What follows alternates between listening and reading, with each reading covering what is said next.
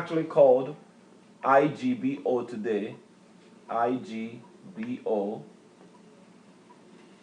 you know, which is wrong. They call them the Igbos or the Igbos.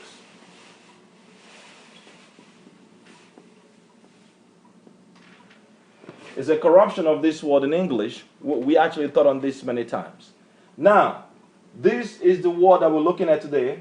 In light of our teaching, the harvesting of the earth, the word we're looking at, this is the ku, kuf, kofo, or ku sound. Then you have the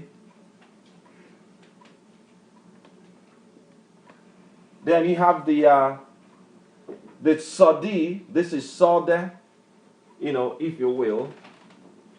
Sode, if you will. And then we have the yod, gives you the Y sound. The character gives you the Y sound. And then you have the reish. It gives you the R or the real sound. So we're going to do the transliteration as always. You can understand that. Here you have the ku.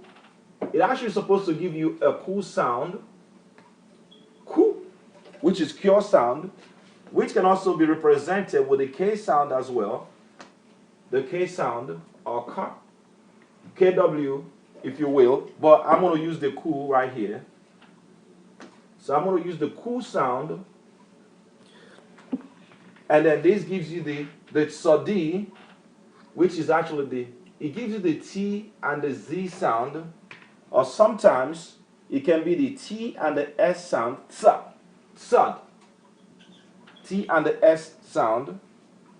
And then this gives you the Roish R sound. And then, I'm sorry, the Yod, correction. Going a little too fast. This gives you the Y sound, if you will. And then this gives you the R sound. So these are the natural characters in this word. You see that? This is the natural character. And you can actually pronounce it with the natural character, if you will. So you can actually pronounce it kwashir. That's the word. Kwachi or kwashir or kwashiero is the Hebrew word of the day. And then they want you to pronounce it this way. Obviously, you have the transitional sound. There's always a transitional sound. You have the kwa. And then kwashi. There's the I right here. And then you should have an E right here. These are sounds that actually do exist, that must be there naturally. That's what they call natural transitional sound. Kwashiero. And the root right there is kwashi. Kwashi. Kwashi. And then the sound that Strong's Concordance, how we want you to pronounce it, is kwa. You have kwa, then T, S, E, E, R, kwashiero. Interesting. And it means, you find this word in Hebrew, H7105. H7105 is where you find this word in your Strong's Concordance, and it means to sever. You know where you get that? From this word that I underlined, to sever. In our language, we're the Hebrews, the Negroes. This word right here is kwashi. If you're harvesting a plant, I say, no, na kwachashi akoko. Or na kwashi, which means to cut in pieces, to pluck up.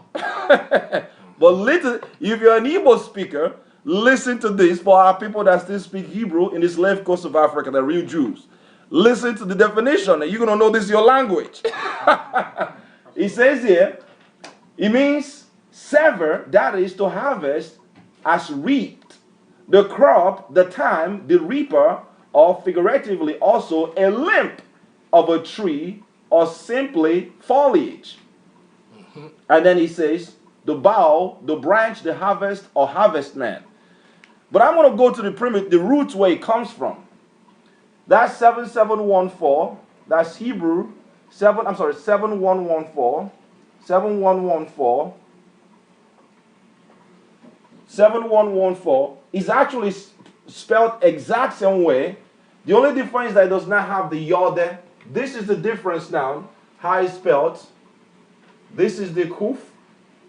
And then this is the zayin. And then you have the raish or roishi. This right here is kwashir or kwashiero. Or kwashir, which, again, the root right here is kwashi. You have the ku.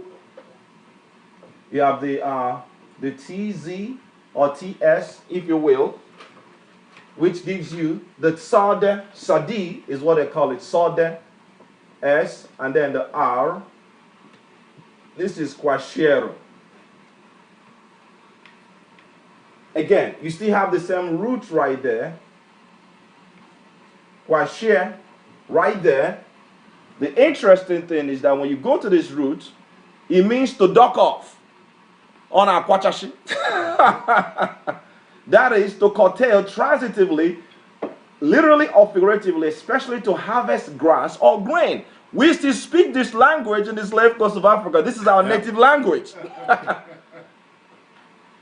If you want to tell someone to go harvest, especially leaves, that's how my grandmother tells us, because she plants leaves. And then my father is here laughing because he knows what it means. And my mother. Amazing.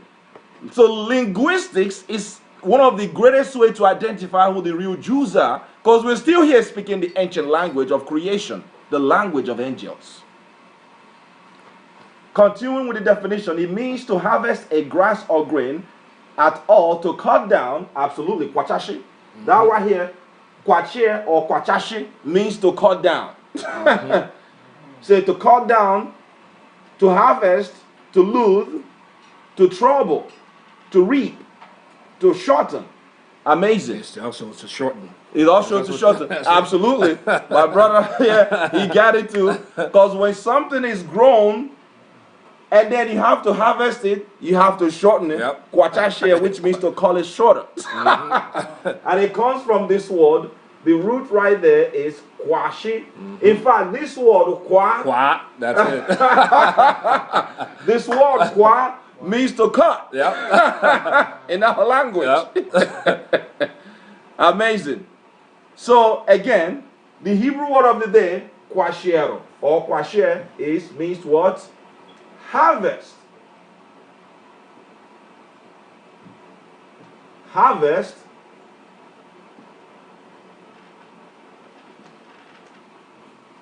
is the Hebrew word of the day. Why? Because the earth is being harvested, brothers and sisters. The earth is in peril and is being harvested. And we are being prepared for the harvest. We are planted in this earth to be harvested. So without any further ado, we will go into the teaching today, the harvesting of the earth. Another parable put he forth unto them, saying, The kingdom of heaven is likened unto a man which sowed good seed in his field. Which sowed a what? Good seed in his field. Go ahead. But while men slept, his enemy came and sowed tares among the wheat, and went his way. So evil and goodness growing together. Go ahead. But when the blade was sprung up and brought forth fruits, then appeared the tares also. Then appeared the what? The tares also. The tares also. The enemy sowed the tear, just like the master sowed the good. Because when we saw in Genesis, when we go back to Genesis, everything they planted was good. He's the greatest farmer. Just like us, the true Hebrews. If you're looking for the Hebrews, you find the farmers of the earth. Even though the industrialists have taken over the lands, taking over our crops, bringing GMOs. It's also part of the design agenda to cause much peril and starvation and famine in the earth, as before the flood. That's what the globalists and the capitalists are actually doing in Africa right now, and indigenous lands of the world. Go ahead. So the servants of the household came and said unto him, Sir, did not thou sow good seed in thy field? From whence then had it tares? Did you not sow good seed in thy field? How come you have tears? Go ahead. He said unto them, an enemy had done this. What did he say? An enemy had done this. Go ahead. An enemy had done this. The servant said unto him, wilt thou then that we go and gather them up? But he said, nay, lest ye gather up, while ye gather up the tares, ye root up also the wheat with them. Just in case if you're gathering the righteous, you actually destroyed. Gathering the unrighteous, you destroy the righteous. So the Most High said what? Let both grow together. What did he say? Let both grow together. And that's why you see the complexity of life, good and evil existing at such extremities of death and peril and poverty. When you're looking at our people suffering across the world, in Jamaica and Haiti, across slave coast of Africa, I must reiterate there for the record. You see our people everywhere that don't understand there's no social program, there's no economic package that can deliver our people from their peril besides the one that subjected us and subjected the whole earth. In fact, the so-called Negro slaves, the Mexicans, indigenous, North American Indians, the so-called Latinos, Puerto Ricans, North Central South Americans that were indigenous suffering. The Negro slaves in America and the slave coast of Africa from Ghana down to Angola, Haiti, Nigeria, the Igbos. And none of us is trying to come together to understand what's coming. But Christ is about to force the earth. The events that are developing in the earth are going to force the earth to begin to look for alternative. You're looking at environmental degradation. You're looking at nuclear materials that's in the earth today with their technology that was released. You're looking at population explosion. Despite all these things, we saw the dwindling of European population too. They're going through it. What you call the retentive capacity, or the ratio that requires a race to actually reciprocate themselves or sustain themselves in the earth, is at 2.5%. In terms of childbirth, they're actually at 1.3%. So if they continue like this, they'll go extinct. And they know this thing. But the people that are actually growing despite our oppression are the Hebrews. Think about that. But only a remnant of us will make it. So we are all being prepared, both Jews and Gentile, in this plane of life for the greatest harvest. As things get difficult and get worse. And that's what we're about to see. Read it. Matthew chapter 13 verse 30. Let both grow together. Let good and evil what? Grow together. Why? Until the harvest. Until when? Until the harvest. Until the harvest. The Hebrew word of the day. Kwasher or kwachasher, kwasher, kwashero. Kwachashi, which means to cut. The time of threshing. Kwacha, when the Most High is coming to thresh. This is the language of the Negroes, the Hebrews in the slave coast of Africa. Us, our language. This is the Hebrew word in the Bible, letting you know that the Bible was written by our ancestors. We cannot overemphasize that. Read on. Let both grow together until the harvest, and in the time of harvest, I will say to the reapers, gather ye together first the tares. You're going to keep in mind who the reapers are. You'll find out the angels are the reapers. Go ahead. Gather ye together first the tares. The what? The tares. The wickedness will be done away with first. What does that mean? Christ is coming for war. Judgment. He's coming to judge the earth first, before the righteous can enjoy. So is the what? The plan of salvation. So is the kingdom. Read it. Gather you together first the tares, and bind them in bundles to burn them, but gather the wheat into my barn. But gather the wheat into my what? My barn. Into my what? My barn. My grandfather, my grandmother, we the Hebrews, we have all kinds of barns. It was that from the ancient, where they're going to be preserved and protected. Yes, Oba. Sister said Oba, absolutely. These are all Hebrew. When Christ was here, he was among Hebrews, black people. We saw in Bible Dictionary, Zondervan Bible Dictionary, where it tells you that the Hebrews are Negroes, are black. Last night's teaching. So it's not even up for debate anymore who the holy people are. We just need to get together and awaken ourselves for this great harvesting. Read it. That was done. Verse 30. That was verse 30, right? So with that now, let's go now to the beginning and see the master that set up the barn. The greatest barn is the earth or the field of planting. The greatest field is this earth. Let's look at it. Genesis chapter 1 verse 1. Read it. Genesis chapter 1 verse 1. In the beginning, Elohim created the heaven and the earth. In the beginning, Boraishi Boro Boreto. That's in the Hebrew, our language. In the beginning, the powers divided as a formative process. They created what? The heaven and the earth. Shomayim, the lofty high place. In Hebrew, the word Mayim means a place that is high above. Mayenu. Shomayim and what? And the earth. Irezi. So let's look at that. The field. We're going to look at the word for field. The word, what he created the heaven and the earth. So let's take a look at that. The Jews will let you know what that means. Us. Here is the word. In Genesis chapter 1, he tells you what he created. This is going to be synonymous to the same field that Christ is describing. What you're going to see that everything that happens that Christ was speaking, he's actually telling you a literal experience. He's describing the parables are real. The parables are living experiences.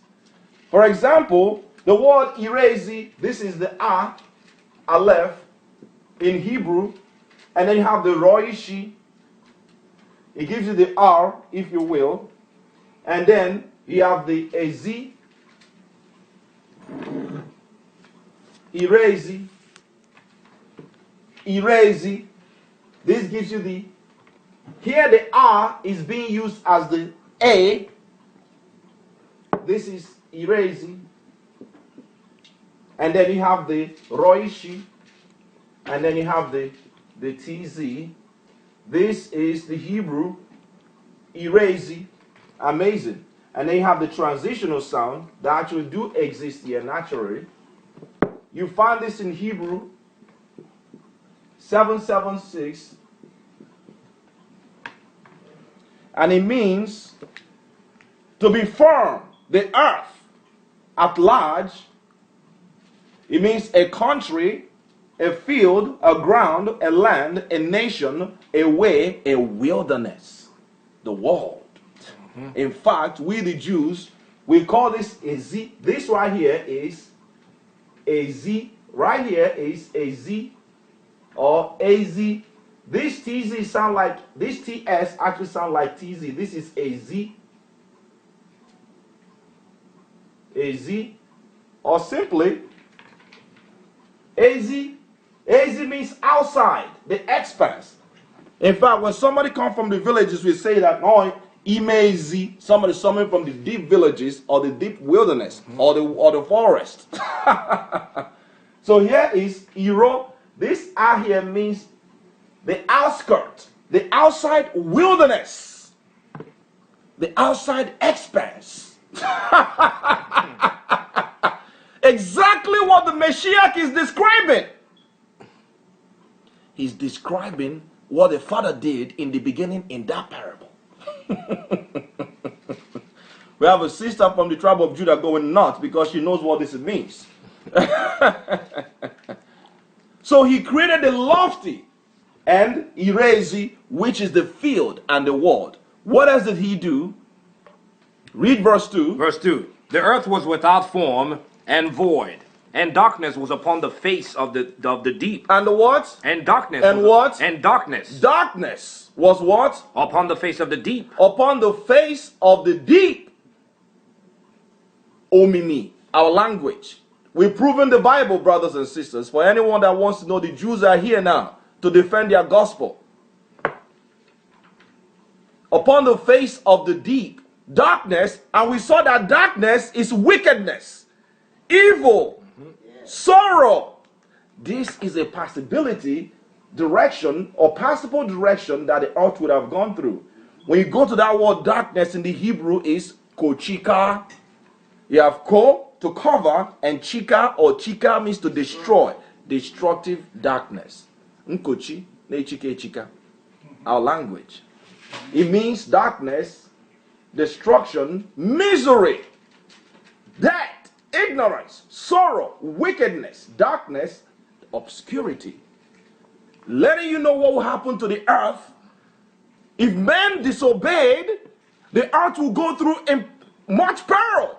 How do we know it's true? Well, look at the world we live in today. We're going through much peril. Darkness was not supposed to overtake the earth. So the video that we played, that we taught on this before, the darkness took over the earth. And you need the master to come back. He gave divine word. Let's see what else he planted. Jump down to verse 11 to 12. Genesis chapter 1 verse 11, and it says, and Elohim said, let the earth bring forth grass. Let the earth what? Bring forth grass. Go ahead. The herbs yielding seed, and the fruit tree yielding fruits after his kind. After its what? After his kind. They have the same genetic material to reciprocate themselves after it or her kind, meaning that the seed and the earth and the plant contain the same information for procreation. So what was planted originally will continue to reciprocate themselves, which is the gene contained in the seed and the plant. And the same word was also used to describe mankind. The word in the Hebrew for seed is zara. We saw that last night. Read it. Whose seed is in itself. Whose seed is in what? Is in itself. Contains the same genetic material. Go ahead. Upon the earth. And it was so. And the earth brought forth grass and herb yielding seed after its kind, and the tree yielding fruit, whose seed was in itself after his kind. After it what? And after his kind. Go ahead. And Elohim saw that it was good. And the powers saw what? That it was good. When you go into the Hebrew, there's a word that you miss there that is now represented in the English. But it's there in the Hebrew. In our language, go to Genesis chapter 1 verse 1 and read that. Genesis chapter 1 verse 1. In the beginning, Elohim created the heaven and the earth. There's a word that you miss there. This is the ah, and this is the to. This is ato or eto. He tells you that he created the heaven and earth for the ah and the to, which is Christ. This is a mark. This is a strong mark. Christ is ato. In the beginning, he created everything for Christ. That's what it tells you in the Hebrew, our language. And you're going to find out that everything points to him because he's the strong mark to identify. This is the signature of the Creator, and you need to have this imprinted in you to be harvested, by the way. If you don't have this mark, you're not going to be harvested. It tells that in the Hebrew. It's ato or eto. That's our language. This is the person that is using to set up all these things. Christ was being used to set up everything. So read that verse. So you saw the plants, everything was being planted by him because the powers are all doing this together, and he's going to send it back at the end down. Watch this now. Continue. Verse 13. Genesis chapter 1 verse 13. Genesis chapter 1. We read verse 1, 11 to 12, right? That's correct. Jump down to verse 20 to 21. Verse 20. Genesis chapter 1 verse 20. And it reads, and Elohim said, let the waters bring forth abundantly the moving creatures that had life. That had what? That had life. We saw the word for life. We've looked at this many times. The word for life in Hebrew is chi. That's why we call him Chineke. In Hebrew, this is chi. The chi that created life, that set up all this stuff. Elohim, Allah, Hayim cheap. Go ahead. Verse 20 says, and Elohim said, let the waters bring forth abundantly the moving creatures that had life, and fowl that may fly above the earth in the open firmament of heaven. And Elohim created great whales, and every living creatures that moveth, which the waters brought forth abundantly after their kind, and every winged fowls after his kind. And Elohim saw that it was good. And Elohim saw what? That it was good. Everything was good. He's setting his farm. The farmer is setting his farm. You see that? Mm-hmm. He set up the waters, everything in the waters.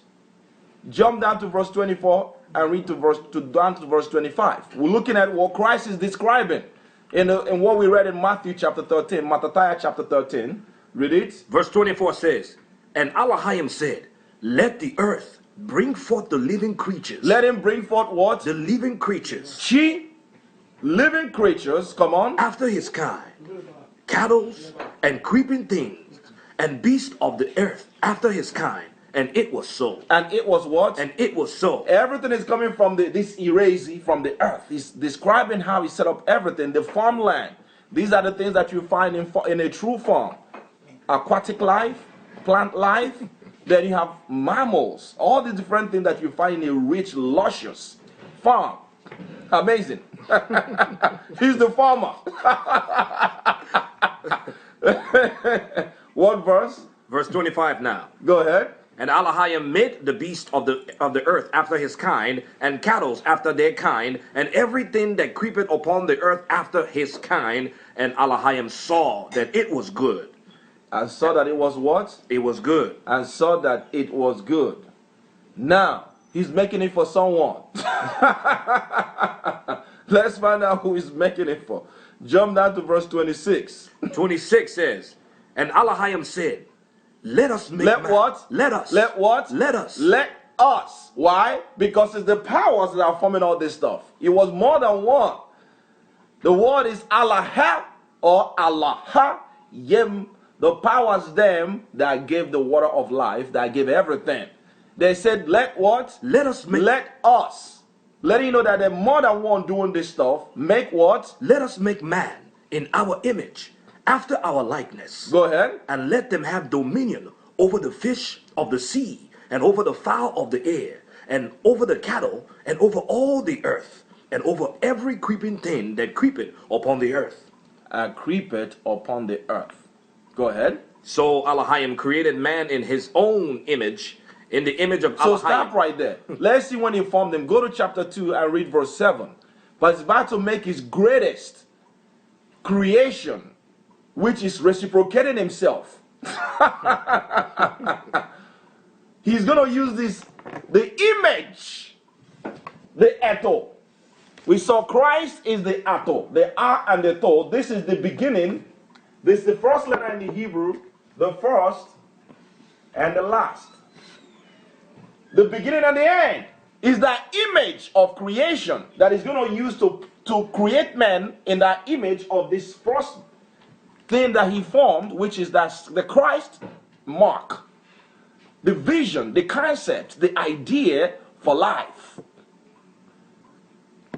Read on. Genesis chapter 2 verse 7, and the Most High Power formed man out of the dust of the ground. Out of the what? Out of the dust of the ground. A black man from the what? Out of the dust of the ground. The word there is Alpha of the ground. Alpha Nime Adama. So he's forming man. When you go into the Hebrew, it tells you, oh yeah, Ahaya Alahayam, your child, no your child eto. It tells that he created for Christ, for the eto. Mankind, for him and by him. Exactly what is being written in the book of John chapter 1 verse 1 down to 3. All things were made by him. Without him was anything made that was made. He formed man for Christ. Or he formed man through Christ, through the eto. And what happened? And this time there was no life. Come on. And breathed into him, into his nostrils, the breath of life. The breath of what? The breath of life. The breath of Christ. Chi Because that life is the chi. He breathed chi consciousness. And the word there is Neshama Maluchi, which is the word for consciousness.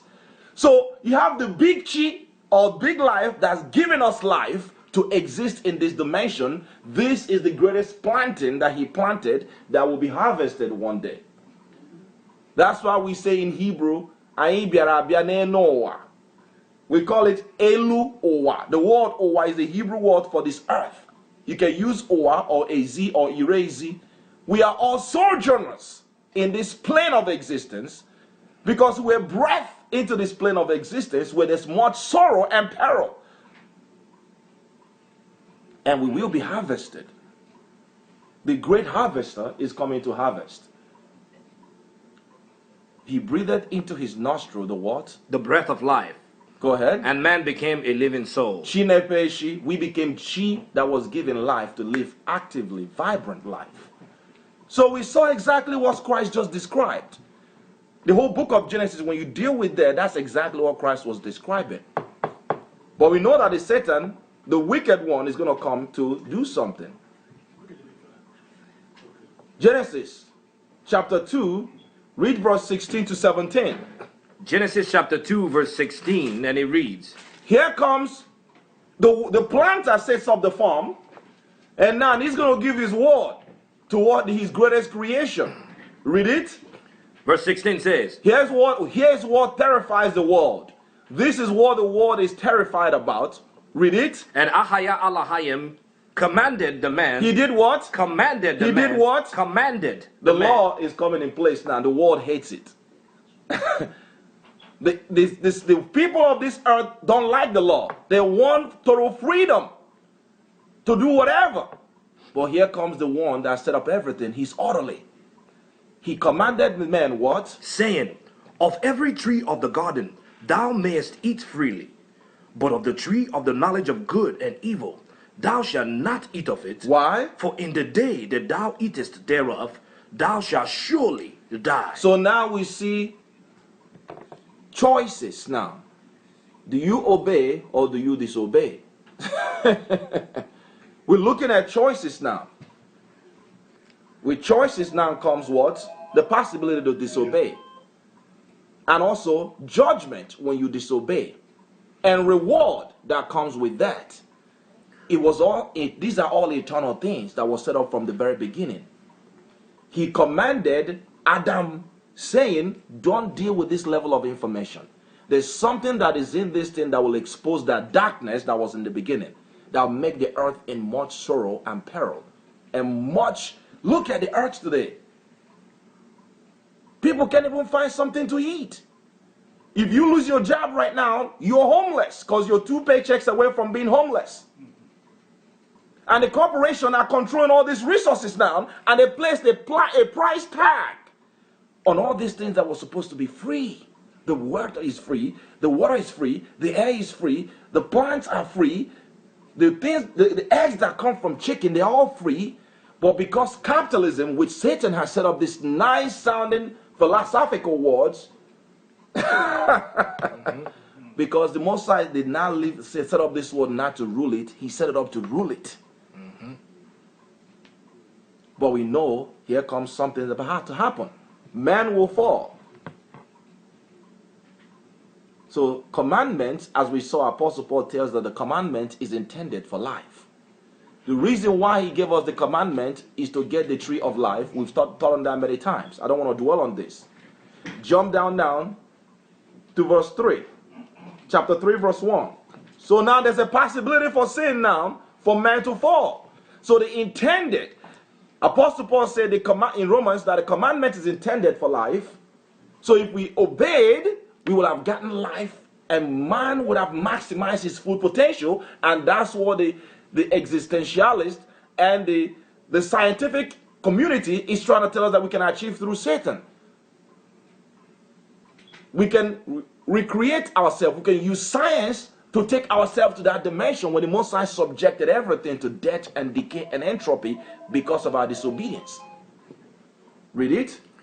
Genesis chapter 3 verse 1. Now the serpent was more subtle than any beast of the field. Was one month More subtle subtle than any beast of the field. Now, when you look at the word for serpent, we saw it's nakoshi, and in our language, he is the prognosticator. He's the one that brings experimentation. He brings science.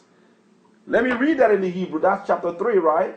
Yeah, Genesis chapter 3, verse 1. And it's the word nakoshi is called the snake or koshalo. And that comes from prognostication. It means to hiss, a whisper, magic.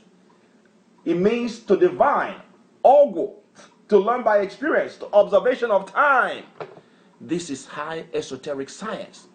This is the origin of the Illuminati, brothers and sisters. The serpent was there to capitalize at our very beginning. Read it. Now the serpent was more subtle than any beast of the field which the Most High Power had made. And he said unto the woman, Yea, did Elohim said that ye shall not eat of every tree of the garden? And the woman said unto the serpent, We may eat of the fruit of the trees of the garden. Jump down to verse 4. Verse 4 says, And the serpent said unto the woman, Ye shall not surely die, for Elohim doth know that in the day that ye eat thereof, then your eyes shall be opened. How?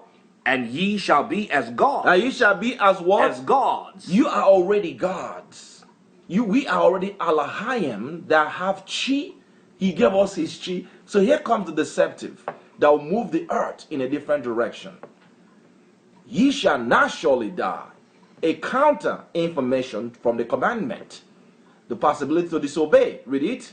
Knowing good and evil. Go ahead. And when the woman saw that the tree was good for food, and that it was pleasant to the eyes, a tree to be desired to make one wise. A tree to be desired for what? To make one wise. A level of information and knowledge.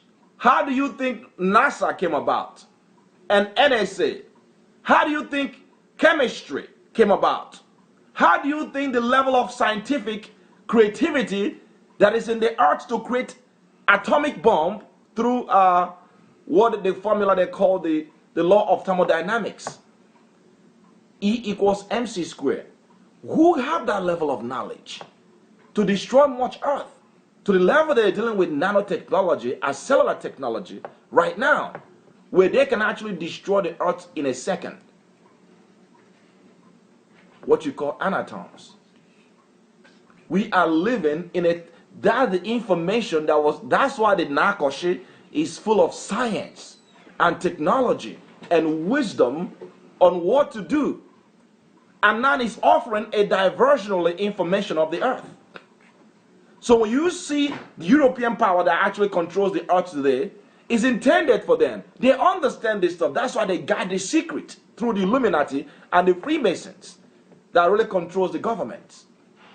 It was in that very beginning. They call themselves the harbingers of ancient secret from the esoteric schools and Kabbalists. We've been looking at this for a while now. Go ahead. And when the woman saw that the tree was good for food, and that it was pleasant to the eye. It was what? Pleasant to the eye. Go ahead. And a tree to be desired to make one wise, she took of the fruit thereof. So man fell. Now the earth is in peril and will be harvested. The possibility to go good or evil, life or death, we chose death. And now the power, the dominion went to serpent. Now it's going to be given into the powers of the earth. Follow through with me now. Judgment comes right away upon the serpent, upon the woman, and upon the man, and upon the whole earth to disobey the divine order from the chief farmer, the harvester himself. So here we go. So the Nakoshi introduced that's the sorcery, the science, to recreate the world in a whole different direction. The earth has been moved to a whole different direction from where it was supposed to be, brothers and sisters. That's why you're feeling the pain. That's why you're going through what we're going through. So now, we're going to go to chapter 3, verse 14 to 15. Because now this is going to set up the rat race that we all are involved in today. It's going to set up the rat race that we are dealing with in the earth today. Genesis chapter 13, verse 14 and 15. And the Most High, Ahaya Elohim said unto the serpent, Because thou hast done this, he has revealed the information and now taking dominion. Death and sorrow and mourning and misery, darkness now will overtake the earth. But his power got what he's looking for. He used the power of the mind to trick man to disobey. Because we had free will. He was also an eternal. Free will is an eternal principle. The Most High said, because thou hast done this, here's the judgment that will put all of us in a rat race, a conflict that we are all in this earth. What is it? because thou hast done this, thou art cursed above all cattle, and above every beast of the field, and upon thy belly shalt thou go, and dust shalt thou eat all the days of thy life. And I will put enmity. I will put a what? Enmity. A what? Enmity. Friction, war, hatred. Well, how? Between thee and the woman. Go ahead. And between thy seed and her seed. So there's going to be two bloodlines in the earth. The Israelites, the woman, where Christ will rise up, the Eto. And the serpent has his own people. The Amalekites control the Gentile government, European powers that has Amalek. They're linked in with the Nephilim blood. The Rothschilds, the Rockefellers, the Bundys, these powers controlling the earth under Satan, they know this information. They're coming, the harvest is also coming against them first. Like we saw, he took away the tear first. And they know this, so what do you think they're preparing for? They're preparing to get rid of us before the time runs out. Because they control the secret society, the Illuminati. Go ahead. So between thy seed, it said 15, and I will put enmity between thee and the woman, and between thy seed and her seed. Go ahead. It shall bruise thy head, and thou shalt bruise his heel. And thou shalt bruise his what? His heel. So that's not the rat race. So that we are in this rat race. How did the Most High begin to do his own rat race? Serpent is doing his own. He infiltrated the human genome. Fallen angels came down, mingled with human women to pollute the bloodline so that the Eto will not come back and correct this whole mess again. So now this is the regeneration is going on, but we still have to be harvested at the end of the farming season. So this whole life is a farm. This whole life is a farm. So let's look at that now. Let's go to 2nd Ezra, chapter 3, verse 1. 2nd Ezra in the Apocrypha. We're looking at this rat race. So mankind fall. Now we're going to look at him through Abraham. He's going to choose the Israelites. Abraham, Isaac, and Jacob. Abraham, Ichikakwa, na Yakobe, us. The 12 tribes of Israel, the chosen race, will come. And we're going to be in much peril because we're in this battle against the serpent and his seed. 2nd Ezra, in your Apocrypha, 2nd Ezra, or Ezra, I'm going to speak it in our language. The word is Ezra. It's an Igbo word, a Negro, a priest. When we're still in Jerusalem, he wrote this book that they took out of the Bible. It's the same Ezra in your regular Bible. Here is Ezra, chapter 3, verse 1. Let's read it. Yeah. I'll just read the one that you have. Here we go. 2nd Ezra, chapter 3, verse 1. Let's read it here. Go ahead. So if you have your own, please open it up. We're going to be spending a little more time here now. Chapter 3, verse 1. Go ahead. Chapter 3, in this entire 2. Mm-hmm. Verse 1. And it reads,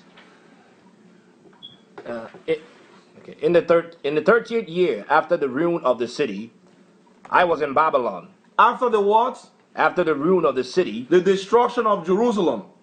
You're going to find out that because we could not keep the commandment, just like Adam couldn't keep the commandment, we will be destroyed as a nation. After the destruction of Babylon, what happened? I was in Babylon and lay troubled upon my bed. This is ancient Babylon. In modern day Iraq today, Ezra, the one that defend. The word Ezra means to defend, to protect, or help. Our language. These are all our ancestors, brothers and sisters. Watch what is writing. He was in a slave in ancient Babylon, modern day Iraq, before we're going to go to our worldwide diaspora, the real slaves of the earth. What is he writing about? Read it.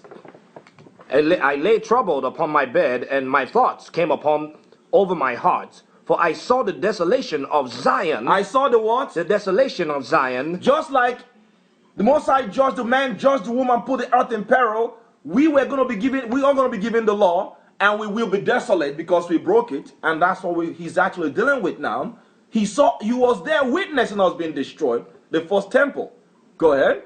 And the wealth of them that dwelt at Babylon. And the people in Babylon, full of wealth.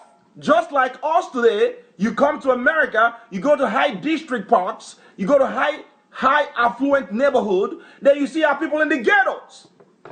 You see our people in Africa being looked down over. In Brazil, in Shanktowns in Jamaica, and Haiti. No one cares. We don't even care. But Ezra cared. That.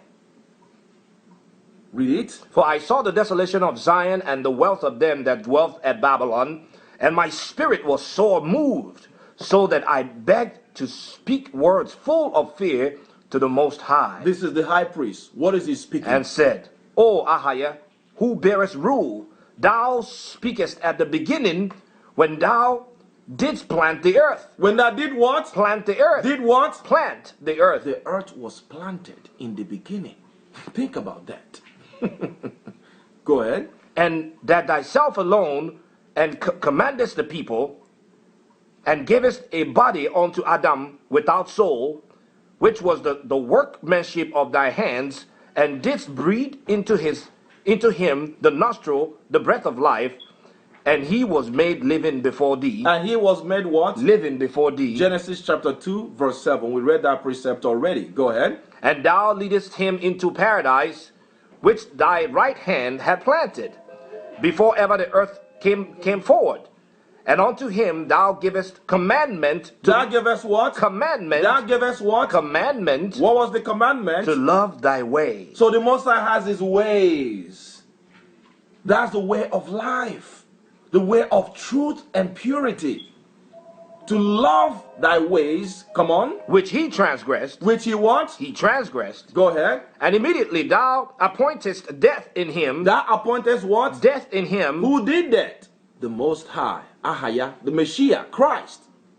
Go ahead. And in his generations, of whom came nations, tribes, people, kindreds out of number. Go ahead. And every people walked after their own will. So starting from that time to the time of Babylon, people have been dealing with their own ways even before Abraham was born. But Moses has a holy bloodline in the earth.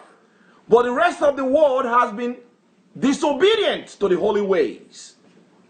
Go ahead. And every people walked after their own will, and did wonderful things before thee, and despised thy commandments. And despised thy what? Thy commandments. The Chinese hate the commandments of the Most High.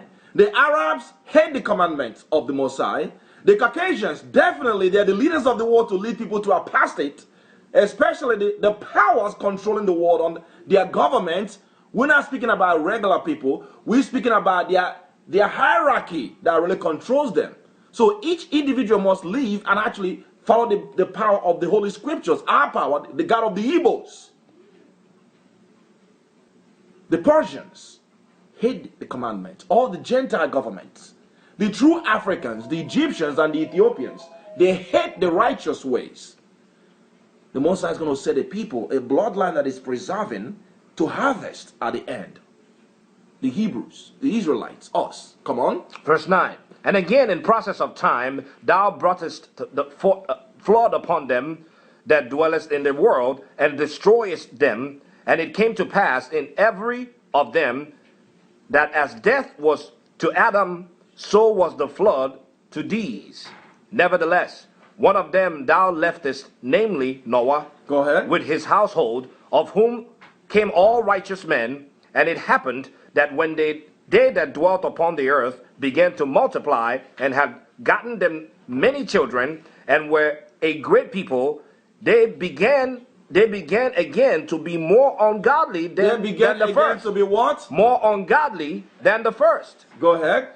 Now when they lived so wickedly before thee, thou didst choose thee a man from among them. That did choose what? Choose thee a man from among them. He's showing you how he's selecting a bloodline. Where did Eto will come from? The Savior, the sign that he set up from the very beginning, will rise up from. Who is this man? Read it. Thou choose thee a man from among them, whose name was Abraham. Him thou lovest, and unto him only thou showest thy will, and madest an everlasting covenant with him, promising him that thou wouldst never forsake his seed. That will what? Never forsake his seed. So what was the battle in Genesis chapter 3, verse 14 and 15, particularly in verse 15? It was the battle of bloodlines. There's a bloodline in this earth that the Most High is preserving to be harvested. There's also a lot of Gentiles that he also want to harvest equally. They're going to be under us, the nation of Israel. This is the conflict of time. He's been preserving the holy people, us. Read on. Verse 16. And unto him thou givest Isaac, and unto Isaac also thou givest Jacob and Esau. Ichikakwa. Thou givest Ichikakwa and Jacob and also the two races that will determine the earth in this rat race. Go ahead. As for Jacob, thou didst choose him to thee. So he chose the Esau are the fathers of the Caucasians. And the word Esau or Esau or Esau will be the ones to actually advance technologically, scientifically, and they're going to come out red all over like a hairy garment. This is the inception of the Caucasian race in the earth. Their hierarchy will link in with the powers of darkness to set up the Illuminati that controls the earth, the Amalek, the Jewish Zionists control the earth today. They actually have their hands in our slavery. But us, we are falling because there's a conflict between us and them. The Negroes, the Latinos, so-called Native Americans, American natives, the so-called Indians that have been decimated by the European powers. This is the conflict of the earth that they don't want us to know. The true record of world antiquity.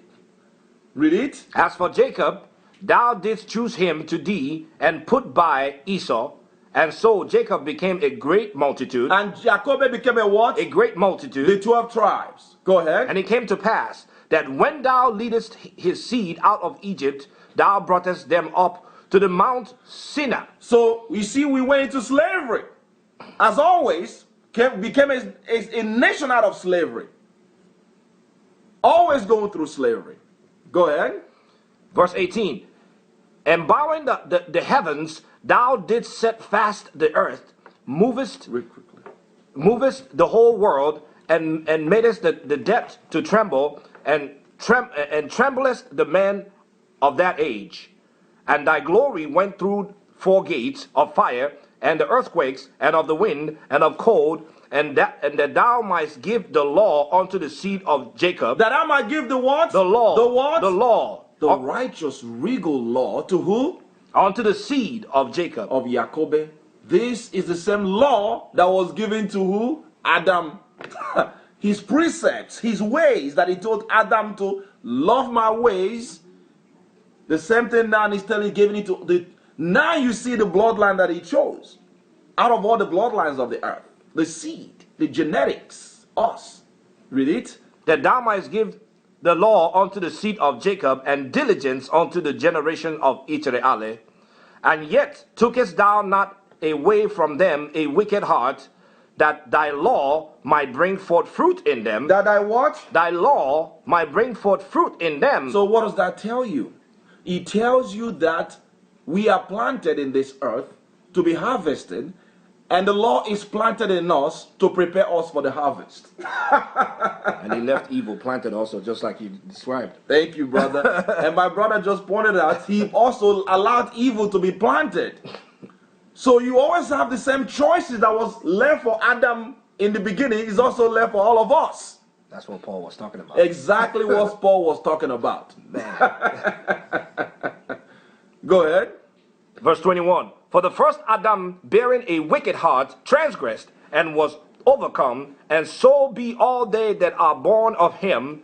Thus, infirmity was made permanent, and the law also in the hearts of the people with the malignity of the roots, so that the good departed away, and the evil abode still. And the evil, what? Abode still. Go ahead. So the time passed away, and the years were brought to an end. Then didst thou raise thee up a servant called David. You can raise thee up a what? A servant called David. Out of the nation of Israel. So you see how the Most High is making his farm, planting mankind, his greatest plant in the earth that will be harvested. You and I.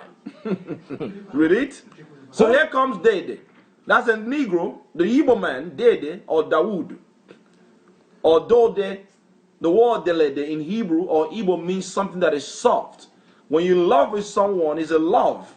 O begine Dede means that your heart boils with love. No Delede. You have a soft part for someone. That's David's name or Dede. A figure of the Messiah, Meshiaka. These are all our ancestors, brothers and sisters. So he raised up Dede or Dawood. Dede. Go ahead. Whom thou commandest to build a city unto thy name, and to offer incense and oblations unto thee therein. When this was done many years, then they that inhabited the city forsook thee, and in all things did even as Adam and all his generations has done. So we do it like Adam, who broke the commandments, and all the generation after that has done. So we that are even chosen continue in the same path. Go ahead. For they also had a wicked heart, and so thou givest the city over into the hands of thine enemies. Are their deeds then any better than inhabit Babylon? Read that again. Are their deeds any better than them that inhabit Babylon? So he's comparing us that was in ancient Babylon suffering to actually, he's comparing us to the Babylonians. Because we were carried up by the Babylonians, and he's asking, are the Babylonians' actions, their righteousness, better than the chosen people? That's what Ezra was perplexed. Seeing our suffering, why does he ask this question? Read it. Are their deeds then any better than inhabitants of Babylon? Because he laid Jerusalem waste. That's why we're not in our land right now. Leading even to the temple going to be rebuilt, and we're going to continue to sin. We are a sinful nation. Read it. That they should therefore have the dominion over Zion. See there? Are the Babylonians any better than us? Because they are all pagans. The ancient Babylonians deal with Nimrod. He was Babylonian. They deal with the fallen angels. They deal with the Anunnakis. They are the people that taught us the alternative science in the earth that America inherited through Greeks and Rome back to Egypt. So how can they be better than us? That's what he's asking. Go ahead. For when I came thither and had seen impieties without number, then my soul saw many evildoers in this 30 years, so that my heart failed me. For I have seen how thou sufferest them sinning, and hast spared wicked doers, and hast destroyed thy people, and hast preserved thine enemies, and hast not signified it. So you see there, he preserved the enemies because he did not give them his laws. He gave us his laws. Go to the one, I think it's Amos, where he said, only thee have I known. He gave us his laws.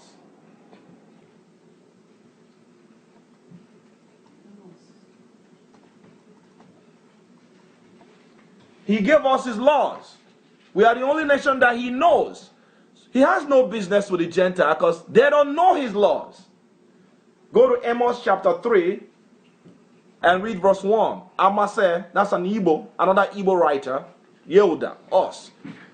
Amos. So Ezra is perplexed because he see the Gentiles just like you see here in America. You see them controlling the White House. They basically control Wall Street. They're controlling all the resources of the earth. They're controlling everything.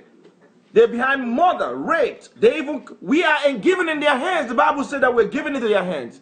But there's no judgment that comes upon them. There's no judgment that comes upon them. But when we do that, we find ourselves in jail, in prison, being shot. We've been scattered and going through slavery. Why? Read it. Hear this word, Amos chapter 3, verse 1. Hear this word that Ahayat had spoken against you, O children of Israel, against the whole family which I brought up from the land of Egypt, saying, What does he say to us? You only have I known out of all the families of the earth. The Most High said what? You only have I known out of all the families of the earth. We are the only people that he knows of all the races and bloodline in the earth. And as a result of that, Therefore, I will punish you for all your iniquities. I will what? I will punish you for all your iniquities. That's why we have a worse, because we know better. He treats us as a son, his so chosen people. That's why we're in our condition. So pick it up from where you left off now. What Ezra was saying, he's about what he saw in Babylon shocked him. Read it. Verse 31. I do not remember how this way may be left. Are they then of Babylon better than they of Zion? Or is there any other people that knowest thee beside Israel? And we know that because we know what is evil. We know that homosexuality is wrong. We know that racism, according to any standard that you want to qualify it, is wrong. We know that godlessness, idolatry is wrong. All these things are ingrained in our cultural fabrics. But the Gentiles, it's not. They have no clue. That's why he's saying, are they any better than us? So the barometer for us is high, because the Most High barometer is very high, but he's going to be merciful to us. Read it. Or is there any other people that knoweth thee beside Israel? Or what generation had so believed thy covenant? Or what generation has what? So believed thy covenant. We believe it, but we don't keep it. That's the problem. Go ahead. As Jacob. Jacobe, the Negroes, the Latinos, so-called, North American Indians. Read it. And yet thy reward appeareth not, and that their labor had not fruits. For I have gone here and there through the heathen. I've actually traveled around the heathen nations. That's what Ezra was saying. And I see that they flow in wealth. They flourish. In what? In wealth. Listen, brother, when you go to Europe, I've been to France, I've been to Great Britain, Ireland, Netherlands, you see the wealth of them in Europe. The European took over Europe. You go to Middle East, you see the Saudis with billions. You go to Qatar, you see the magnificent construction. You go to China, look at what they're doing in China right now. China is the #1 economy in the world. They've overtaken America in the economic competition. They're essentially creating a new form of capitalism. America is in deep debt that they can never repay right now. And America is collapsing, but China is right with him. They think they're going to intercept the world while America falls. But that will never happen, because the Gentiles are all going to be falling down. Look at Japan. Look at all the nations. Look at Iran. Iraq. The leaders are the European power. America, controlled from out of America. Edom, the Caucasian, Amalek in particular. Look at Jerusalem. The fake Jews in Jerusalem. Look at the resources that they have. They're being supported $6 billion annually by American and European governments. But when you go to Africa,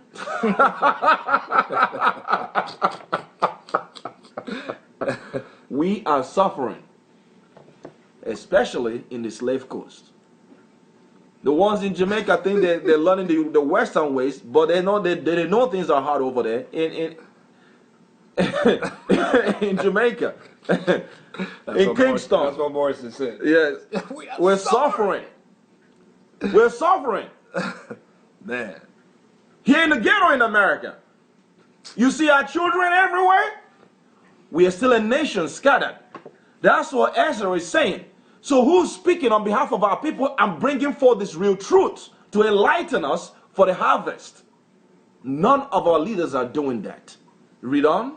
I have gone here and there through the heathen, and I see that they flow in wealth, and think not upon thy commandment. And think not upon what? Upon thy commandment. And that's why they infiltrated Christianity, but they know they don't really believe it. Because they're not teaching the commandments. You have to teach the commandments of Christ and believe in his blood that he sacrificed for the nation of Israel and raise the people of Christ back up. But they're not doing that.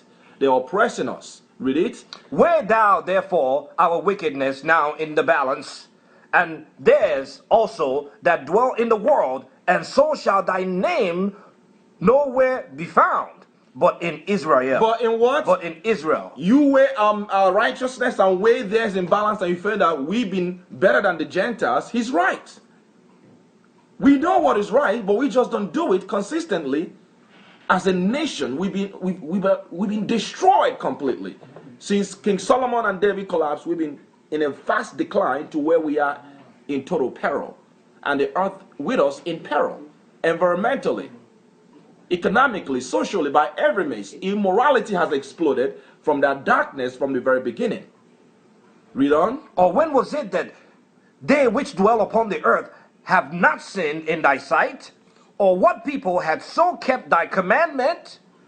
Thou shalt find that Israel by name had kept thy precepts, but not the heathen. But not the what? But not the heathen. But not the heathen. That's the case that Ezra was actually making a case to the angel of the Most High. Why can we not have a position, a take among the heathens? Are they that better than us? He did not understand that the Most High set up two types of people. And it has a time to harvest.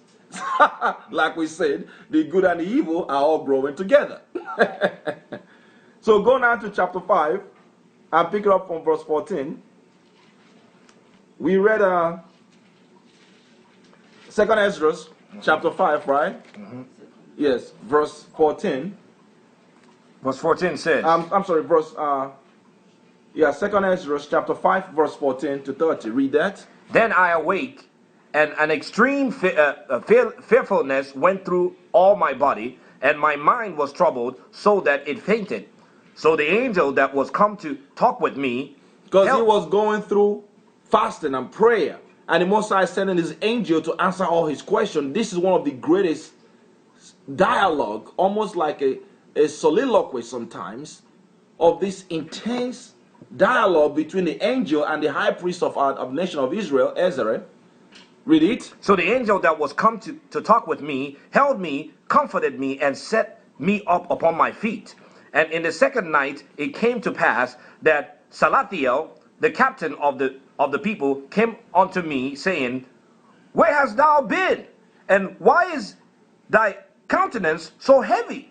Knowest thou not that Israel is committed unto thee? Knowest thou not that what? Israel is committed unto thee. He is the one that Israel is committed into, the high priest. In the land of their captivity. While we were serving slavery and bondage in ancient Babylon. Read it. Up then and eat bread, and forsake us not as the shepherd that forsaketh his flock. Go ahead. In the hands of cruel wolves. Then said I unto him. What verse? Verse 19. Go ahead. Then said I unto him, Go thy ways from me, and come not nigh me. And he heard what I said, and went from me. And so I fasted 7 days, mourning and weeping, like as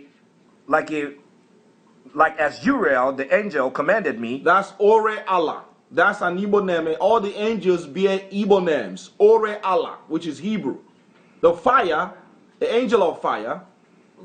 Ore, Okunerere. Ore Allah. Ore are the fire of the land, of the fire of the creator force. Read it. And after 7 days, so it was that the thoughts of my heart were very grievous unto me again, and my soul recovered the spirit of understanding, and I began to talk with the Most High again. Let's find out what he's saying. Read it. And said, O Ahaya, thou bearest rule over every wood of the earth, and all the trees thereof, that thou hast chosen thee only one vine. Of all the woods, the Most High is still choosing one vine, the farmer, come on. And of all the lands of the whole world, thou hast chosen thee one pit. All the lands of the earth, the Most High has chosen him one pit to dig in, the farmer, come on. And of all the flowers thereof, one lily, Of the flowers he chose one lily. and of all the depths of the sea thou hast filled thee in one river, Or the depth of the sea he is cultivated in one river. and of all the builded cities thou hast hallowed Zion unto thyself. All the builded cities he has hallowed what? Zion. Zion for himself. Our homeland. We are the children of Zion, brothers and sisters. We need to wake up for the harvest. Read it. And of all the fowls that creepeth, that created, thou hast named thee one dove, and of all the cattle that are made, thou hast provided thee one sheep. Come on. And among all the multitude of peoples, thou hast gotten thee one people, and unto Of this all the multitude of all the races of the earth, that have what? thou hast gotten thee one people. One what? One people. One what? One people. One people. Who are these people and what happened to them? And unto this people whom thou lovest, thou givest a law that is proved of all. The law that is approved of all, our regal law that they're telling us in these churches by the luminous churches that we shouldn't keep the laws. But there's the same law that will lead us to life. Read it. And now, O Ahiah, why hast thou given this one people over unto many, and upon the one root hast thou prepared others? And why hast thou scattered thy only one people among How many? have thou scattered thy what? Only one people among Only many. one people among what? Among many. All the races. Because of our disobedience. We disobey consistently. We need to figure out how to pull together for the great harvest. Quashare. Read it. And they which did gainsay thy promises and believe not thy covenants have trodden them down. See, the Gentiles that didn't even believe have brought us low. The Babylonians, the Caucasians, the Arabs, the Chinese, all the Gentile nations have been partaking in the destruction of our people. He tells that in Psalms chapter 83, identify all the nations that have trodden us down. Read it. If thou didst so much hate thy people, yet shouldest thou punish them with thine own hand? How come you did not punish them? Why do you have to allow the nations to destroy us? Why didn't you allow the nations? Why did you allow the nation to destroy us? Read it. Now, when I had spoken these words, What verse? verse 31. That stop right there. Okay. So we have been destroyed as a nation. Why? He chose us as a farmer select. Oke Chineke. We are his portion, his inheritance. And he allowed us to be scattered among the Gentiles. So let's look at why. Go to Isaiah chapter 5 now. Yache Yawa. Isaiah chapter 5. Why? Chapter 5, verse 1. Yes. Before you go to Isaiah chapter 5 verse 1, read Psalms 83 real quick to identify the nation that he used to destroy us. And then we're going to go to Isaiah real quick. Psalms 83 real quick. Let's read very quickly. Psalms 83. Verse 1. That's Telem 83. Verse 1. Verse 1 says, Keep not thou silent, O Alahayim, hold not thy peace, and be not still, O Alahayim, for lo, thine enemies make a tumult. Thy what? Thine enemies Thine make what? thine enemies. Go ahead. Make a tumult, and they that hate thee have lifted up their head. Because when David and kingdom begin to collapse, this nation begin to rise back up. Because he conquered all of them. They begin to make a tumult. And they that hate the truth under the powers of darkness, the serpent is using that image in Daniel dreamed of chapter 2. They're rising back up now. And we fell. Read it. They have taken crafty counsel against thy people, There's a crafty counsel against us, the holy people. Come on. and consulted against thy hidden ones. Those that don't even know that the chosen people that we've been scattering starting from the time of this Ezra leading to America, total slavery and desolation of our people. Read it. They have said, Come, let us cut them off from being a nation. What did they say? Come, let us cut them off from being a nation, Why? that the name of Israel That the name of Israel, Allah, may be no more in remembrance. so that we don't know who we are. That's the satanic ploy to destroy our people. Read it. For they have consulted together with one consent. It's a global consensus, a unanimous consensus to destroy the holy seed, the serpent controlling the earth to destroy the seed of the woman, like in Genesis chapter 3, verse 14 and 15. Read it. They are confederate against thee. A global conference. This is the United Nation against the holy people, because we don't even have a seat right there. Go ahead. The tabernacles of Edom. Who's the number one in line? The tabernacles of Edom. The Caucasians. And who's the next? And the Ishmaelites The Arabs following them. of Moab. The Moabites in Palestine. And the Hagarenes. The Hagarenes, they are also Ishmaelites, Arabs. Gibal and Ammon. Those are the Ammonite. Jordan is with them. And Amalek. And who? And Amalek. The Jewish Zionists in Jerusalem that controls the elite, the globalists. That's the Amalekites with the bloodline of Satan. That's a special sect of the Caucasians that control slavery. The Philistines with the inhabitants of Tyre. When you read this book called Jews Selling Black, this is actually called Jews Selling Blacks. Louis Farrakhan, it tells you, it gives you all the documentation of the receipts and the selling documents. These supposed to be fake Jews selling the blacks, the real Jews. That should be the title of this book. Yep. It was the Amalekites that made money. Cohen family. They made money. Samuel Haynes, Jacob Cohen, and sons. They own all the slave ships. And they're watching us closely because they understand that the harvesting, they have to watch the holy people because the harvest depends on us. When we're waking up, they have to monitor us effectively. That's what COINTELPRO is all about. That's what the CIA and the FBI is all about.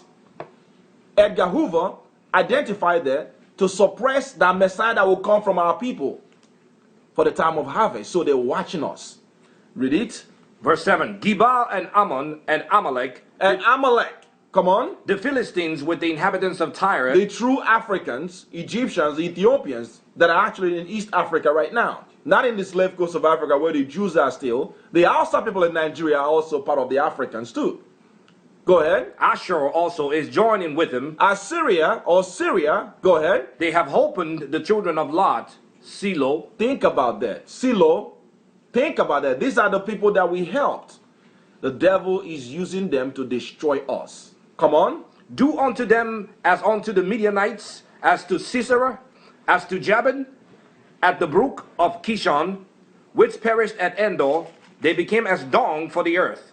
Make their nobles like Oreb. Make their powers, their elite like what? Like Oreb. Go ahead. And like Zeb. Yea, all their princes as Zebah and Zalmunna.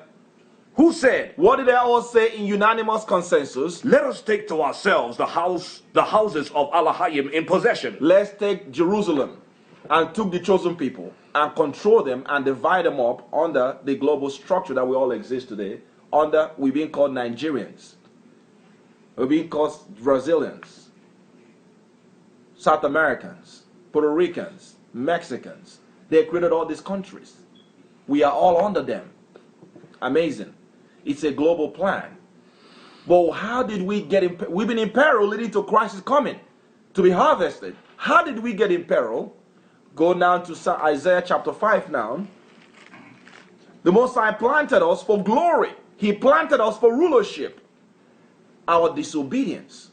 Isaiah or Yacheyawa chapter what? Isaiah chapter 5 verse 1. Read it. Now I will sing to my well-beloved a song of my beloved touching his vineyard. The prophet Yacheyawa is singing a song to the beloved, the Messiah and his son, Christ, touching his what? His vineyard. Concerning his vineyard. Let's find out what this vineyard is all about. Like we say, this Israel is the next chosen vineyard. Us, out of all the field, Erezi, the Messiah has a chosen field. Read it. My well-beloved had a vineyard in a very fruitful hill, and he fenced it, and gathered out the stones thereof, and planted it with the choicest vine, and built a tower in the midst of it, and also made a winepress therein. And he looked that it should bring forth grapes. And he looked that it should bring forth grapes, righteousness, and productivity. And what happened? And it brought forth wild grapes. And it brought forth what? Wild grapes. After he did all this work. He did everything. Go ahead. And now, O inhabitants of Jerusalem. Who's he speaking to? O inhabitants of Jerusalem. He's speaking to Yerushalayim, us. What is he saying to us? And men of Judah. And men of who? Men of Judah. The Negroes, us the Igbos, the so-called African Americans. Because we were the leaders of these people, the 12 tribes. What is he saying to us? Judge, I pray you, betwixt me and my vineyard. What could have been done more to my vineyard that I have not done to it? Wherefore, when I looked that it should bring forth grapes, why did it bring forth wild grapes? The Most High took down the nations for us. He took down the Gentile governments and set us up in the greatest real estate that connects the heavenly realms, where he's going to be the Most High to give us ononelu. That's the Hebrew word for Most High. We've seen that. To give us direct instruction, his laws to rule the earth. That's what Israel means. Allah. But we fell. When he looked that we should produce righteousness and the fruits of the Spirit and obedience, we brought wild grapes. That disappointed him. After he did everything, we saw in Genesis, the whole world was created for us. That's what Ezra was saying. He said the whole world was created for us. The whole universe. He loves us, brothers and sisters. We must be obedient. Read it. Now go to, I will tell you what I will do to my vineyard. What is he going to do to his vineyard? I will take away the hedges thereof, The protections. and it shall be eaten up, and break down the walls thereof, The walls of protection, and we'll be being exploited. Come on. and it shall be trodden down. And we're going to be brought low from our high place in Zion. Come on. And I will lay it waste. I will what? I will lay it waste. The Most High took away the power and allowed the Gentiles to come in and lay us waste. It shall not be pruned, Nor what? nor dig. Nor dig. Or that's the weeding process that you do in a farm. So you can ensure that the real wheat is not taken over by the tear. It shall not be pruned, nor what? Nor dig. Nor digged. Why? But there shall come up briars and thorns. Wickedness and evil. Go ahead. I will also command the clouds that they rain not, nor upon it. That's why we are not fertilized. We are not being nourished with the truth, with the word. We're not being nourished with the mysteries of the Most High. It shall not be pruned nor digged. I will command the cloud Not to rain. not to rain no more upon it. Now you see why we're suffering, where we're in peril, leading to the harvesting. It's a bad farm that is going to be harvested. It will be burned, but only the righteous that will be harvested out of this farm. Read it. For the vineyard of Ahiah of hosts is the house of Israel. The prophet said what? For the vineyard The of vineyard of Ahiah, the Most High power of hosts, is what? is the house of Israel, The 12 tribes of Israel, come on. and the men of Judah, And the men of who? the men of The Judah Negroes, the Igbos, the so-called African Americans are what? is his pleasant The plant. pleasant plants. The people that he entrusted in his hands to control the universe. So when you see these wicked Amalekites that control capitalism, that has enslaved, they know who they have to put their foot on their neck, on us. Ahiah of hosts. Us. We should be trying to figure out what we need to do to set our rulership in order, in obedience, getting our families together, brothers and sisters together, keeping the commandments, waking up again, our ancients, putting them back in their position again to rectify what is going to happen. But it's hard because it's so hard to get us together and prepare them for the harvest, because everyone gone off in their own ways. We're thinking it in a Gentile mindset. For the vineyard of Ahiah of hosts is who? The house of Israel. Is the house of Israel. So he's chosen a vineyard out of the whole earth, Erezi. And the vineyard is the 12 tribes of Israel. And out of the 12 tribes of Israel, read on, The men of Judah the Negroes, the Igbos are what? is his pleasant plant. The pleasant plant. Come on. And he looked for judgment, but behold, oppression. He looked for judgment and beheld oppression. For Come on. righteousness, but behold, a cry. And behold, a what? A cry. You go to Africa right now, our people are still dealing with voodoo and witchcraft. Some are running in the churches.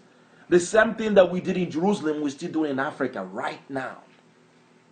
You have people trying to accelerate the social ladder. Your own very family member will put magic spell on you. Because that's why we gotta clean ourselves up as a nation. What's happening to us is happening as a reason. You come in the ghettos here, they have brought gangs, guns, alcohol, homosexuality, and we shooting each other now in the hood over sneakers. It is hard to get these holy people to understand what has happened to them. We are that vineyard that is being harvested first, and then the rest of the world will follow as we go. We got to get it together, brothers.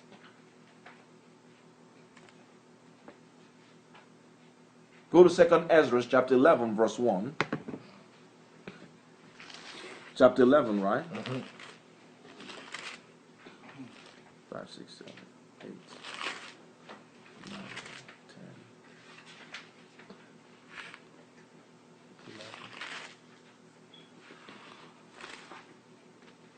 10. Second Ezra, back in the Apocrypha. So we saw the Most High has created a whole worldly farm, and inside there he creates the vineyard out of the farm and allowing the wheat and the tear to grow. Read it. 2 Ezra chapter 11 verse 1. Then saw I a dream, and behold, there came up from the sea an eagle. No. This is 2 Ezra, right? Mm-hmm. 2 Ezra's.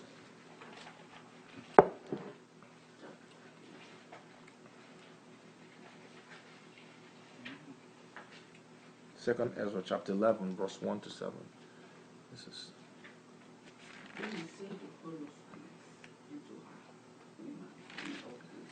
Second Ezra's. Okay, chapter. Second Ezra's chapter 1. Chapter 1. I mean chapter 11. 11, right? XI. I'm missing a precept here. I don't know if I'm trying to show. 1 second.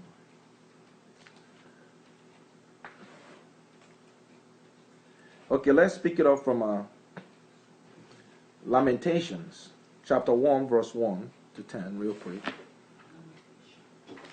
The book of Lamentation, chapter 1, verse 1 to 10. Lamentations chapter 1. How doth the city sit solitary that was full of people? How does the city sit so solitary that was what? Full of people. We were full of people. The 12 tribes of Israel, the Mexicans, the Puerto Ricans, Asher. You have God. You have the Negroes. All of them were all there. We were the greatest nation in the earth at once. And the Most High started a process to decapitate us. Listen to the lamenter saying, how is she become as a widow? She that was great among the nations. She that was what? Great among the nations. And princes among the provinces. How is she become tributary? How is she become a what? Tributary. Like we're paying taxes to America now. We are actually dependent on other nations. We used to be a full functioning nation, had our law, had our own land, had all the resources. How did we become dependent? Tributary. Come on. She weepeth sore in the night, and her tears are on her cheeks. Among all her lovers, she had none to comfort her. All her friends have dealt treacherously with her. All the nations that we used to run to have exploited us, rejecting the laws of the Most High. None can help us now. Read it. They are become her enemies. Judah is gone into captivity. Judah, Yehuda, is what? Is gone into captivity.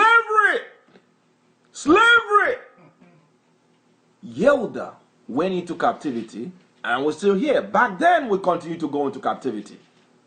If you're looking for Jews, they're enslaved. This is sad, man. It's a sad, sad lamentation. This is a Negro woman. That's exactly how women of Zion cry. So-called black woman. Read it. Judah is gone into captivity because of affliction and because of great servitude. She dwelt among the heathen. She dwells where? Among the heathen. We are scattered now, serving hard bondage among the heathens. Come She on. findeth no rest. All her persecutors overtook her between the straits.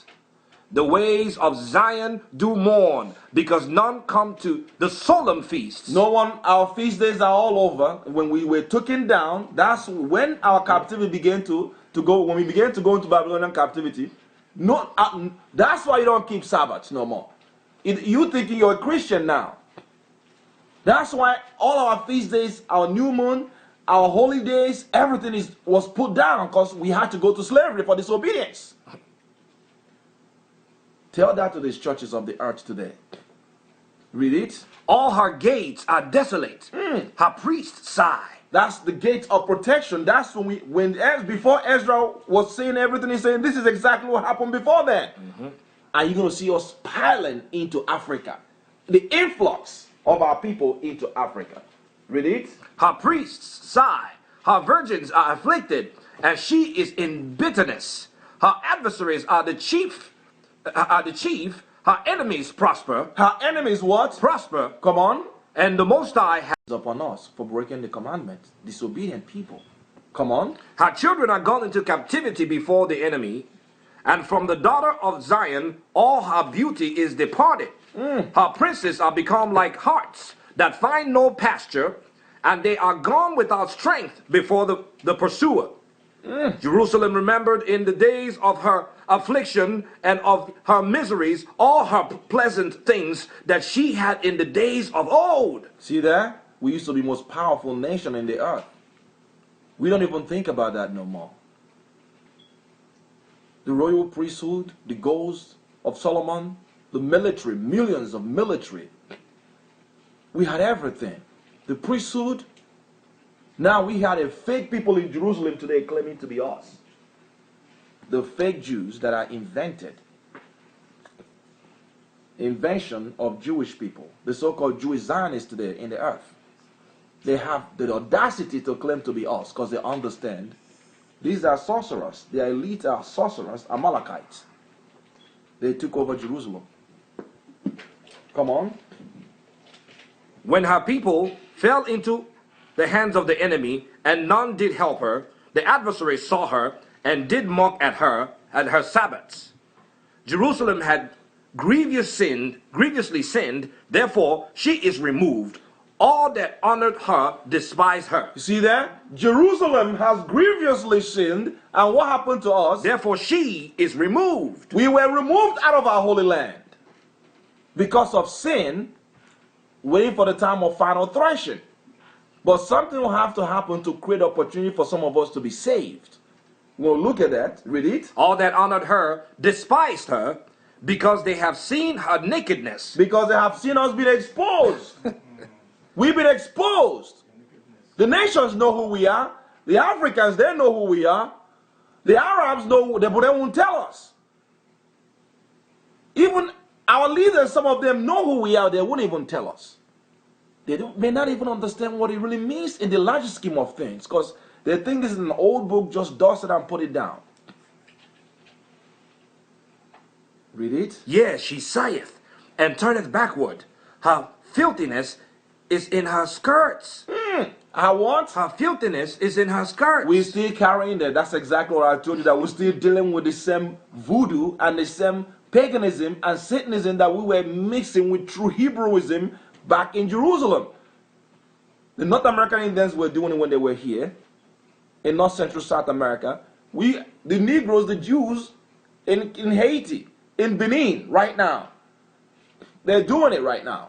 In Jamaica, or even in slave coast of Africa, in Ghana, in Yoruba land, in Igbo land, they're still dealing with the same stuff. Because our sin follows us. That put us in our condition. That's why the truth needs to be brought to them to prepare them for the harvest. Read it. Her filthiness is in her skirts. She remembered not her last end. Therefore, she came down wonderfully. She had no comforter. O Ahaya, behold my affliction, for the enemy had magnified himself. Stop right there. The enemy, the globalists, are looking down on us. They don't even think that we can come back to dominance and come back for rulership again. But only a remnant of our people that will see the light, that will see the truth, will rise up. Amazing. He's going to have mercy on us. Go to Isaiah chapter 30, verse 1. Isaiah chapter 30, verse 1, and it reads, Yeah. What happened when the heat began to pile up in Jerusalem? We begin to run into Africa, and this started our global diaspora. This is how we got into Africa. Read it. woe to the rebellious children. Woe to the what? Rebellious children. Destruction and shame to those people that are chosen to be the perfect vineyard. Said Ahaya, Go ahead. that take counsel, but not of me. They take counsel, not from the spirit of the Messiah. They listen to the prognosticators. They're not eating from the tree of knowledge of good and evil, like Adam and Chua. They're taking counsel not from his commandments. Come on. And that cover with a covering, but not of my spirit, Come on. that they may add sin to sin. They're not dealing with my Holy Spirit.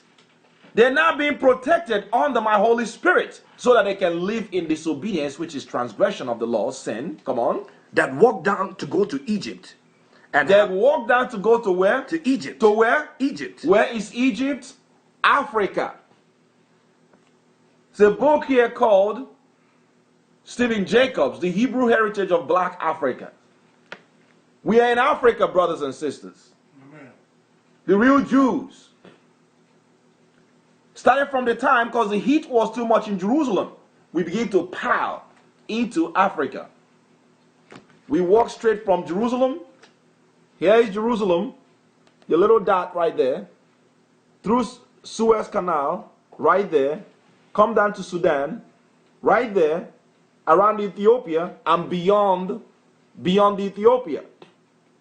You cross Chad Republic, boom, you get into Nigeria where the Jews are.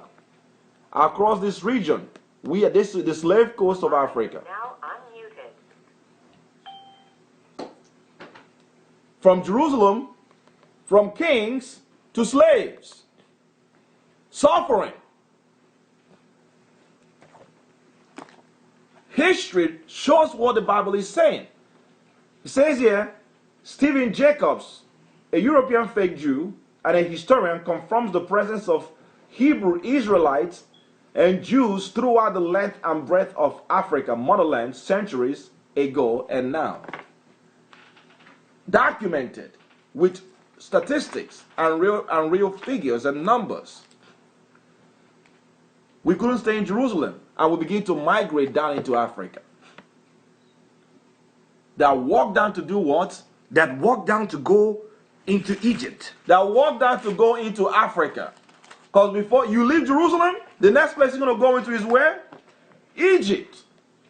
Down to Sudan, across Chad, and boom, you're on the slave coast of Africa before slavery will explode.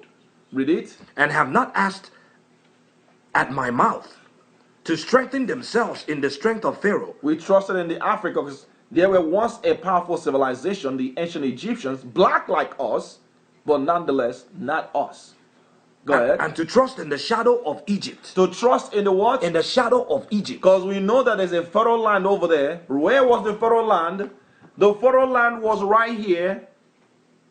It is left coast, sub-Saharan Africa. We knew that our people was there, and we continue to go in there. That's our ancestors continue to get in there. To trust in protection, because the more they chased us, geographically, it's impossible for us to go any other way. The Europeans came from this direction, the Greeks and Rome. The only place we can run into is Africa. The Babylonians came from here. Babylon is right here. only place we can run into is Africa. The Assyrians came from here. We could only go here or there. Geographically, it's impossible to go elsewhere. So you see the influx. Or the enemies came from this direction. They came from south and southeast, and we fled. Where they came from northeast, and we fled south and west. Geographically, it's impossible to have gone any other place. And we went into Africa. The North American Indians migrated already to America and became the so-called American natives. And now we're all being ruled by the global empires. And they know this information. Read it. Verse 3. Therefore shall the strength of Pharaoh be your shame, and the trust in the shadow of Egypt your confusion. And we are confused today. Go ahead. For his princes were at Zoan, and his ambassadors came to Hanes. They were all ashamed of a people that could not profit them, nor be an help, nor profit, but a shame and also a reproach. The burden of the beasts of the south into the land of trouble and anguish, from whence come up the young and old lion, the viper, the fairy flying serpent. They will carry their riches upon the shoulders of young asses. And we were carrying our riches on shoulders of young donkeys, running straight into Africa because we couldn't stay in Jerusalem. When something happened to Jerusalem, boom, we're in Africa. It's like a backdoor way straight into for escape.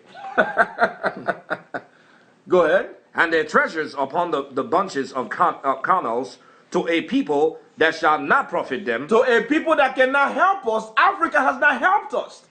He protected us as a middle passage, but look at us over there. You have United Nations over there. You have NATO over there. Obama is visiting over there, setting them up for the final destruction. But you're going to see that's the place that the righteous will rise. After Babylon is destroyed. We're going to look at that, where the harvest will explode. Let's read it. For the Egyptians shall help in vain. The Egyptians can never help us. That goes with Egyptology and their doctrine. Go ahead. And to no purpose. Therefore have I cried concerning this. Their strength is to sit still. Now go, write it before them in a table. Write it before these people. The Most High telling the prophet to go write it to the holy people, the Israelite, the disobedient people, in a table. And note it in a book. Put it in a book. What does he want the prophet to write down? That it may be for the time to come, forever and ever. A future threshing, a future time appointed. What does he want him to write? That this is a rebellious people. Israelites, us, the Negroes, the Mexicans, and the North American Indians are a what? A rebellious people. A rebellious people. Lying children, children that will not hear the law of Ahiah. The children that will not what? Hear the law of Ahiah. Because we hate the law. We have to come back to the law to be harvested. Because that's exactly what put us in our condition. Read it. Which said to the seers, see not. I don't want to see the prophecy of destruction coming worldwide. This teaching is so hard. You can turn down on that prophecy. Come on. And to the prophets, prophesy not unto us right things. Don't teach us the real truth. Don't tell us what's coming. Go ahead. Speak unto us smooth things. Tell us what we want to hear. Prophesy deceits. Lie to us, please. Get you out of the way. Turn aside out of the path. Cause the Holy One of Israel to cease from before us. We don't want to hear the truth. And that's why we hunched up in churches. Don't want to understand how we became dirty and polluted and need to repent and come back to the holy commandment. But we're looking for Jesus in the European churches. They've lied to you. You don't even think that you're the holy people that needs to see your history, what has been done to you, and your essence in this earth as the vine, the holy seed. Go ahead. Wherefore, thus says the Holy One of Israel. What is he saying? Because ye despise this word, and trust in the oppression and perverseness, and stay thereon. And you don't want to repent. Therefore, this iniquity shall be to you as a breach ready to fall. As a crack in a house, ready to what? Ready to fall. Is about to go down before the harvest. Go ahead. swelling out in a high wall, whose breaking cometh. This is the collapse of the system. Whose breaking cometh suddenly at an instant. It's going to be sudden, because then our people are going to be catch sleeping. A lot of our people are not prepared for what's coming, for the harvest. Read it. And he shall break it as the breaking of the potter's veil that is broken in pieces. He shall not spare, so that there shall not be found in the bursting of it a shed to take fire for the hearts, or to take water without out of the pit. For thus says the Most High Power of Israel. What verse? Verse 15. Go ahead. For thus says Ahaya Alahayim, the Holy One of Israel. In returning and rest shall ye be saved. How can we be saved? In returning and rest shall ye be saved. Returning to what? The commandment. The same law that we fell from. Now we have to believe in our Savior, the Messiah. We have to return. For the harvest is coming, brothers and sisters. Read it. In quietness and in confidence shall be your strength. And ye would not. But what? But ye will not. But our people will what? Ye will not. They will not return. That's why only a remnant can be saved. For the threshing, the harvest, kwacha, onabe kwacha. He's coming to thresh. Kwachashi. That is coming. Come on. But ye said, no, for we will flee upon horses. We fled into Africa. Therefore shall ye flee. And we will ride upon the swifts. Therefore shall they that pursue you be swift. So you see, the curse is following us into Africa, because the Bible, what was pursuing us? The curse, written in Deuteronomy 28, he says that this curse shall pursue you and shall overtake thee till thou be destroyed. We've been destroyed. We must repent. Come on. 1,000 shall flee at the rebuke of one. At the rebuke of 5 shall ye flee, till ye be left as a beacon upon the top of a mountain, and as an ensign on an hill. And that's the sign for the world. And we are divided and conquered as a nation. The opposite of the blessing that he gave us, that we're going to be able to chase our enemies, one of us. But now look at us being chased. But they got chemtrails and the modern technologies. They got cops pulling us everywhere. But in spite of all this, the Most High still loves us. What did he say in the next verse? Verse 18. And therefore will Ahaya wait, that he may be gracious unto you. That he may be what? Gracious unto you.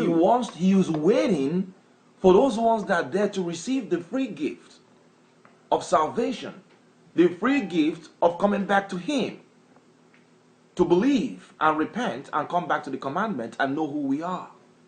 He waits for us. Come on. And therefore will he be exalted, that he may have mercy upon you. He wants to have what? Mercy upon you. He wants to have mercy upon us. Why? For Ahaya is a Alahayim of judgment. Blessed are all they that wait for him. Bless the Most High. We are waiting for him to come and gather us. So how did he do that?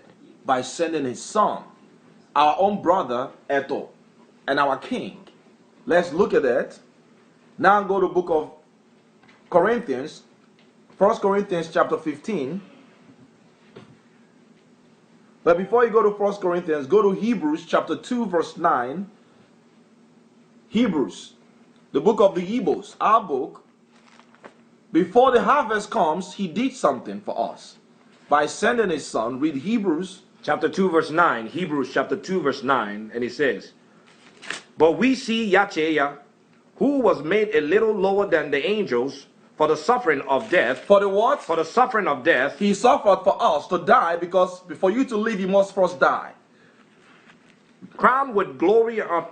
Because the death we was all subjected to death. It tells that in Romans chapter 8, the whole creation was subjected to decay, entropy, to death. Not by its own choice, but by the will of him that subjected it in hope. But now we see the Messiah, our own brother, the same Eto that he used to plant everything. Hebrews chapter what? Chapter 2 verse 9. Go ahead.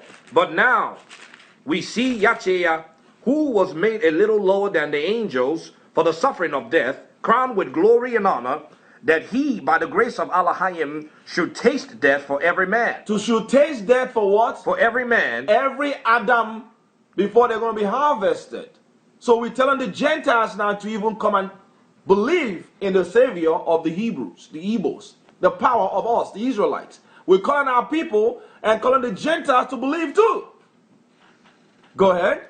For it became him for whom all things, and by whom are all things, in bringing many sons unto glory. Read that again. For it behooved, or it was necessary, that him were all things eto.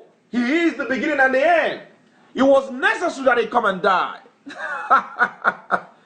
He had to be the one to come and die to prepare for the great harvest. Read it. For it became him for whom are all things, and by whom are all things, in bringing many sons unto glory. Go ahead. To make the captain of their salvation perfect through suffering. Through what? Through suffering. He had to suffer. So do we, before we be glorified and then harvested for glorification. Go ahead. For both he that sanctifieth and they who are sanctified are of all one. He's our brother. We are made one with him because he came through our bloodline. We just need to get his spirit.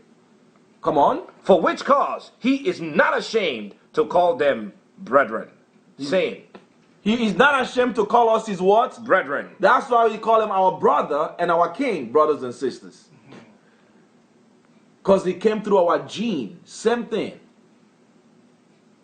His image is what we are, the eto. Come on. Saying, I will declare thy name unto my brethren. In the midst of the church will I sing praise unto thee. And again, I will put my trust in him. And again, behold, I and the children which Elohim had given me. For as much as then as the children are partakers of flesh and blood, as much as the children, us the Israelites, the mankind, Adam, are partakers of blood and flesh. Go ahead. He also himself likewise took part of the same, that through death, that through what? Through death, that through death, he might destroy him that had the power of death, which is Satan that took it from the beginning. He might destroy him that has the power of death. That is the devil. And that is who? The devil. Nakoshi, from that very beginning that we read when the farm was planted. Go ahead. And deliver them who through fear of death were all their life subject to the bondage. We are subject to what? Bondage. The Israel. We are the ones in bondage. And the world that want to believe, the whole world is in peril. The vineyard is in peril. The field is in peril. To deliver them that are in bondage. Amazing. Amazing. Go to Colossians chapter 1 verse 18. So that's the mercy, the grace of Ahaya Elohim through Eto. Colossians, we're rounding up. Colossians chapter 1 verse 18 to 23. And it reads, and he is the head of the body. Eto is the what? The head of the body. The Mashiach is the what? The head of the body. What is the body? The church. The church is Israel. Israel. She tells that in Acts of the Apostles chapter 13 is everywhere in the Bible. The Gentiles are grafted into the church. Come on. Who is the beginning? Christ is the what? Is the beginning. He is the Ah. And what else? He is the beginning. He is the Ah and the To. Ato or Eto. He's the beginning and the end of creation. So it behooved him to have to come and die to deliver Israel. And everyone else that will believe in him. The whole world. We are the kings under him to rule Israel, to rule the rest of the world that will believe in our Savior. Read it. The firstborn from the dead. He is the firstborn from the what? From the dead. He had to die first and resurrect and open a way for us now to keep his commandment through his Holy Spirit. The first one, the first Adam that died and rose, how? That in all things, in some things, in all things, he might have the preeminence. He's the preeminent one. Eto, from the very beginning, the whole world was created for him. Read it. For it pleased the Father that in him should all fullness dwell. It pleased the Father that in him the fullness of all the Godheads, everything dwelt in the Son. The Father allowed it that way. Go ahead. And having made peace through the blood of his cross, by him to reconcile all things unto himself. To reconcile what? All things unto himself. Christ is reconciling. You're going to see he's the harvester. All things unto himself, which is going to turn over back to the Father. Go ahead. By him I say, whether they be things in the earth, Whether there be things in the earth, or things in heaven, or things in heaven, and you that were sometimes alienated and enemies in your mind by wicked works, yet now had he reconciled. now he's reconciling us, brothers and sisters. He's reconciling the whole world to be harvested. Be counted in the harvest. Be counted in the bonds of the Mashiach Eto. He's reconciling creation, plant life, everything that we saw in Genesis. He's reconciling everything now. He's bringing judgment before the final threshing. Read it. In the body of his flesh through death, to present you holy and unblameable and unreprovable in his sight. Come on. If ye continue in the faith. If you want, If ye continue in faith. if you want, If ye continue in faith. in this truth, go ahead. Grounded and settled. Grounded and fixed. Don't be pulled from false doctrines. And settled and fixed. Come on. And be not moved away from the hope of the gospel, which ye have heard, and which was preached to every creature which is under the heaven, whereof I, Paul, am made a minister. I'm made a minister. And we are all the ministers of the same gospel today.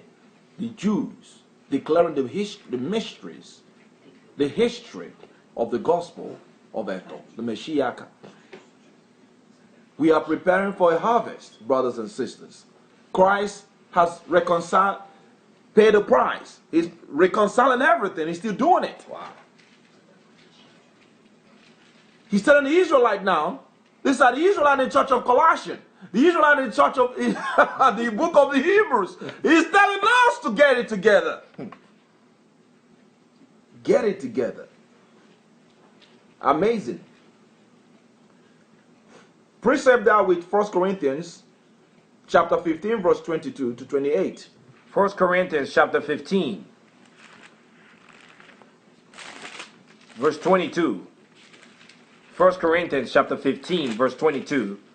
For as in Adam all die, As in Adam, the first man, all what? all die, Come on. even so in the Messiah Even so in the Mashiach, come on. shall all be made alive. Living. That's that life, that the image. Eto. He tells you that the Eto is also the Chi. He has life. This Eto is Etuchi. He has the Chi, which we saw right here. Etuchi, which is the sign of life. That's why this life source has to come back to reconcile all things back to the Father. It was a plan for when this is the mark. This is the sign when something goes wrong in creation, the Most High will use it to correct all things. It's a mystery. Read that again, please.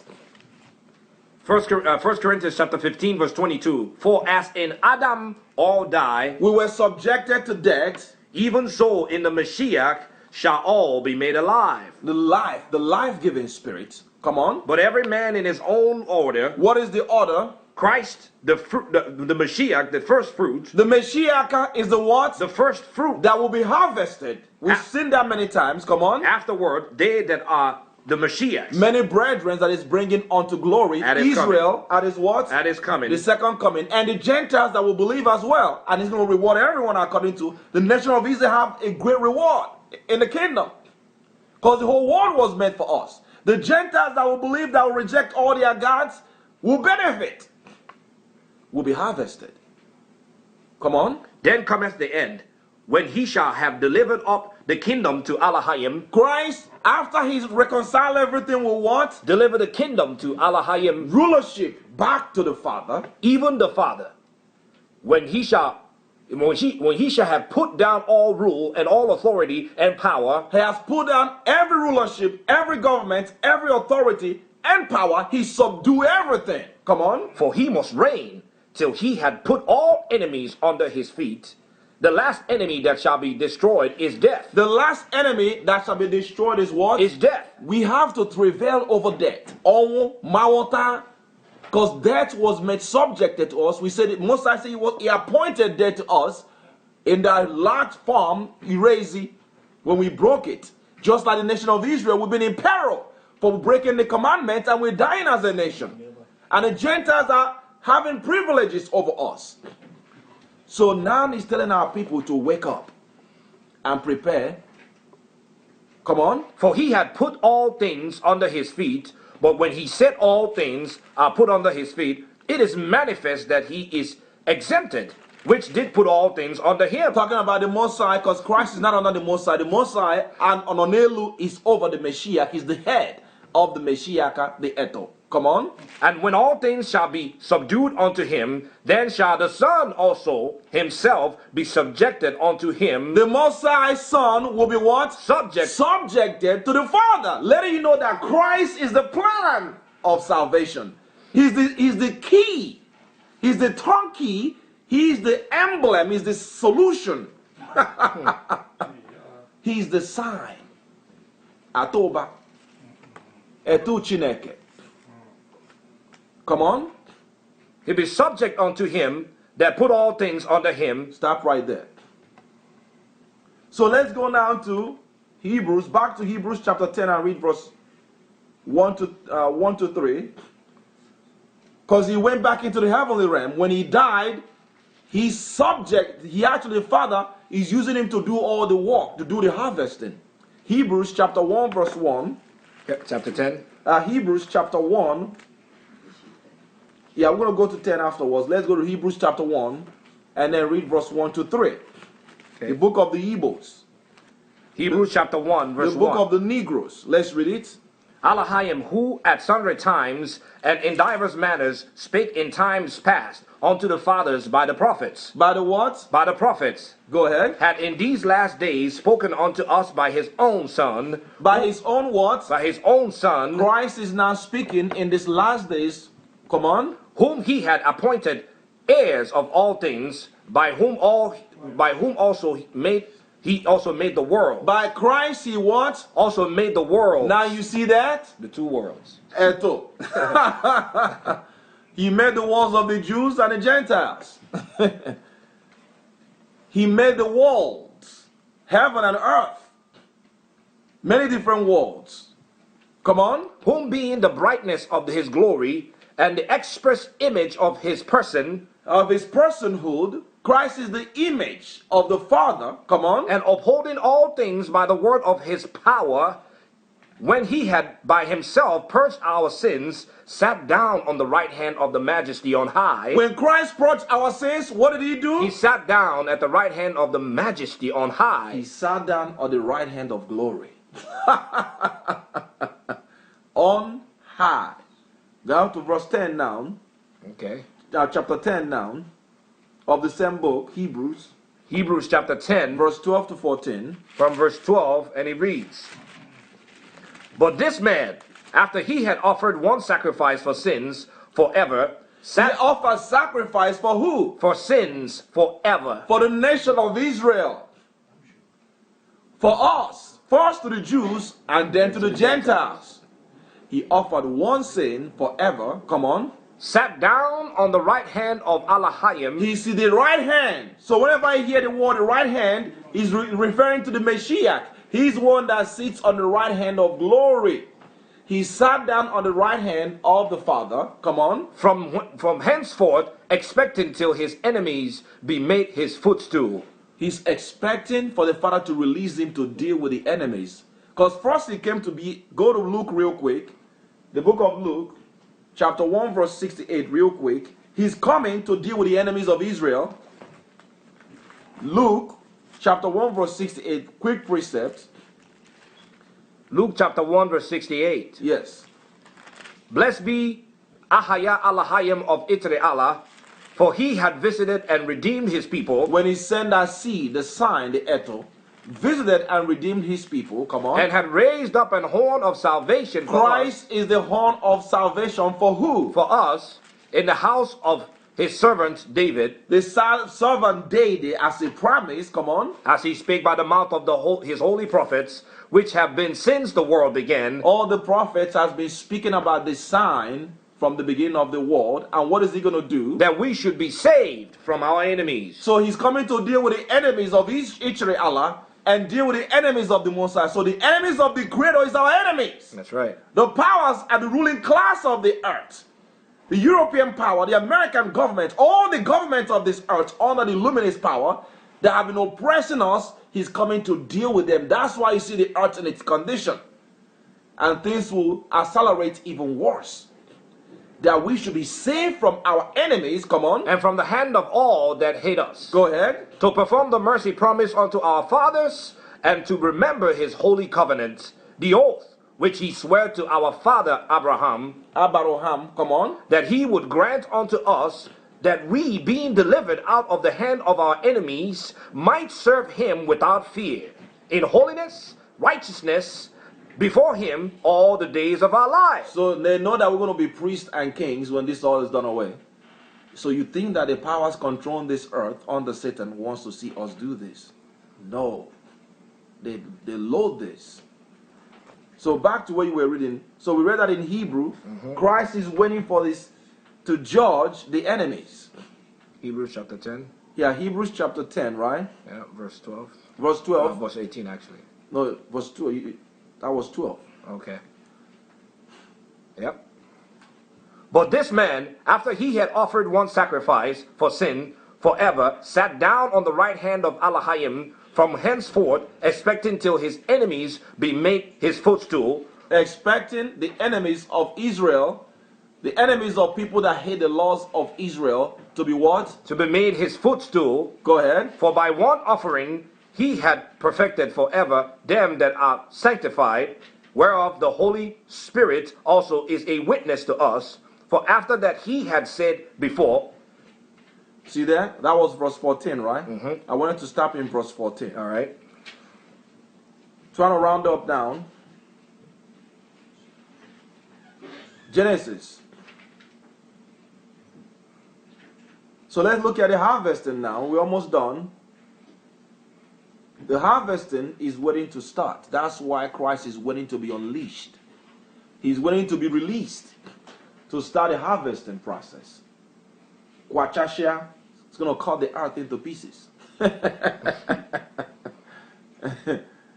Let's go to Genesis chapter 49 verse 10. Genesis chapter 49 verse 10, and it reads. And 11. The scepter shall not depart from Judah, nor a lawgiver from between his feet, until Shiloh come. Until who? Shiloh come. Christ is, when you go to the Hebrew word, that word Shiloh is actually Shalom, which is the peaceful one, the one that completes everything. Rulership will always be with the Negroes, with the Igbos. They know that. The so-called African Americans. Until Christ comes, and what will happen? And unto him shall the gathering of the people be. Unto the Messiah shall the what? The gathering of the what? people. The gathering. The gathering is actually the same word as harvesting. In fact, let's look at that word gathering real quick. Genesis chapter 49, verse 10. Genesis 49, right? Verse 10. Verse 10. Unto him shall the what? The gathering of the people be. Listen to the word for gathering. This is profound. Unto him shall the gathering of the people be. I'm going to look at it, break it down real quickly in the Hebrew so you can see what it means. Unto him shall the gathering of the people be. Here is the word. You have this is the word, the yod for gathering. Then you have the kofu, gives you the cool sound. And then you have the het. And then finally, and then you also have the H, or hair, if you will. This is amazing. This is how you know that we're the Jews. Huh? This is how you know that we're the Jews. The word is actually, this is Y, the Yod, and then this is the Kwa, or then it can be the Kuf, and then you have the H, AW, is a double Ha right there, and when you transliterate, it gives you Ya. They want to put the I right there, but it's actually Ya. This is how they put it there in the Strong's Concordance. My brother is laughing because he already knows what it means. The word is Yahweh. Yahweh. Amazing. This is so profound. You know why this is profound? Because the tribe of Judah, we don't play with this word. This is when the tribe of Yehuda, the root word, the word means obedience. Mm-hmm. But listen to where it comes from. Yahweh. It comes from 3348. Yeah, there you go. 3348. 3348. The word is kwe. This is the way it comes from. Right here. This is the kuf is still there. And then you have the H. This word right here is actually Yahweh. Yahweh. Yahweh. Amazing. And it means to obey. In fact, if you tell something, if you're trying to tell something in Hebrew to do something and say no, equalum means I don't agree. Yes. I'm coming to that. Yes. Yeah, my mother just said when we get together as the Jews, if you want to do something together, we say Igbo Kwen. Yeah. Everybody say what? Yeah. That means we're binding together in agreement to obey. Look at that. That's what the tribe of Yehuda in the slave coast of Africa today still says. We say the Hebrews agree or to obey or to bind. The word is so profound. When you break down this word, it actually means to bind yourself together, like when you're roping in a kwekotoodo, to tie together. Amazing. It means to obey, to be obedient. You see that? It's everywhere in the Bible, by the way. And Christ is coming to thresh. And that's when the whole world will obey him. But before the threshing, no one will be obeying it. We cannot be brought together. He's going to gather or harvest. He's coming to judge before he actually... That's why it's difficult to wake our people up today. You're not going to get this in English. Man. You're not going to get this in English. You're not going to understand this in English. Only in our language. It's crazy. Yahweh. It means to bind, to agree. So when Christ comes, he's the one that's going to make us to agree. And then when we say like the Jews, we say, Igbo Kwen, or Ichreala Kwen. And everybody will say, yeah.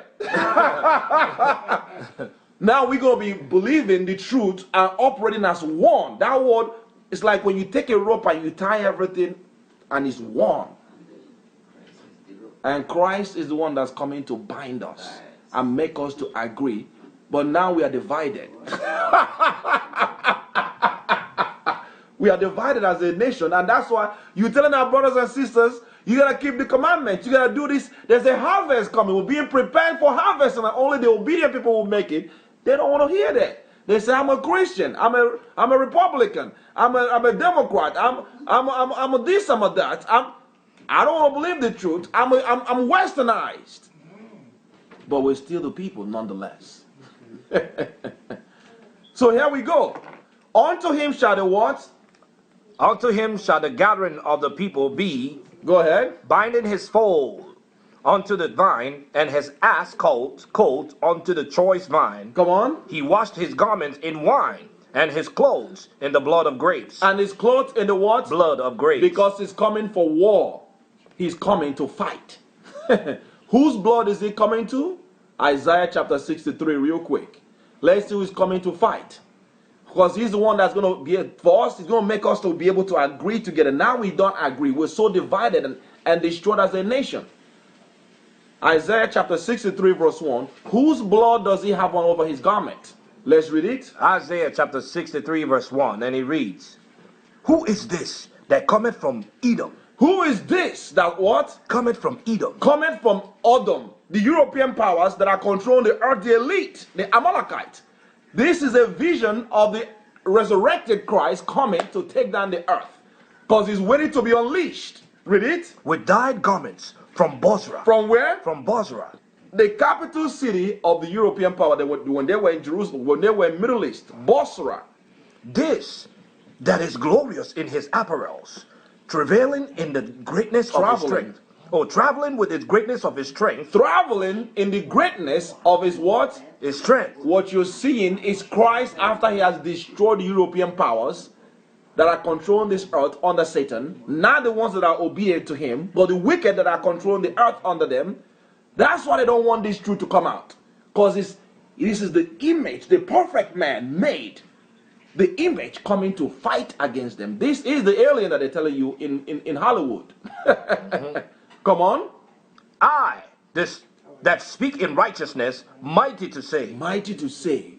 Come on. Wherefore art thou red in thy apparel, and thy garments like him that treadeth in the wine fat. He is the one that what? Treadeth in the wine fat. Our Hebrew custom in farming, in harvesting, you smash into pieces the wine press to produce the wine or the oil. Come on. I have trodden the winepress alone. The Most High said, Christ said, I have what? I have trodden the winepress alone. I'm the only one doing it by myself. And of the people, there were none with me. I went among the Gentile elite and their governments and saw that none of them really teaching the real truth of Christ. None of them is really obeying my commandments.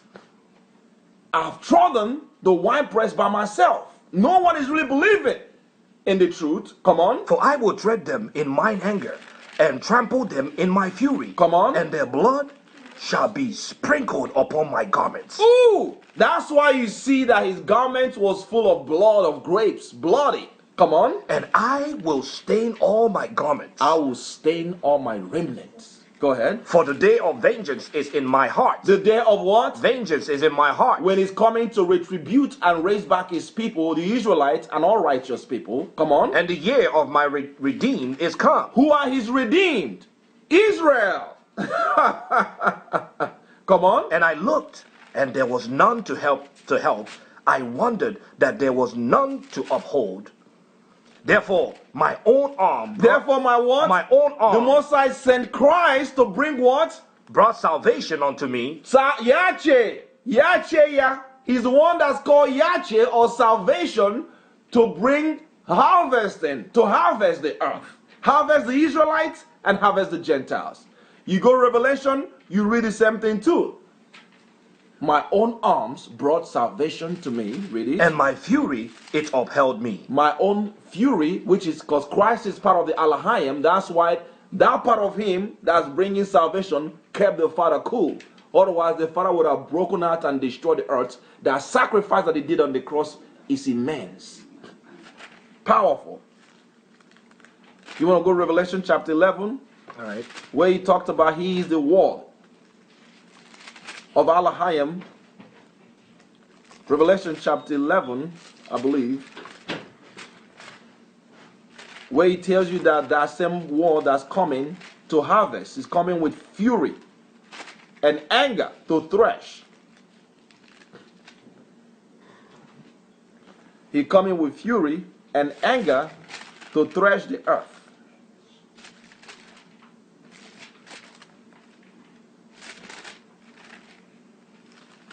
Remember the one where it's called the word of living power, and his name is called the word.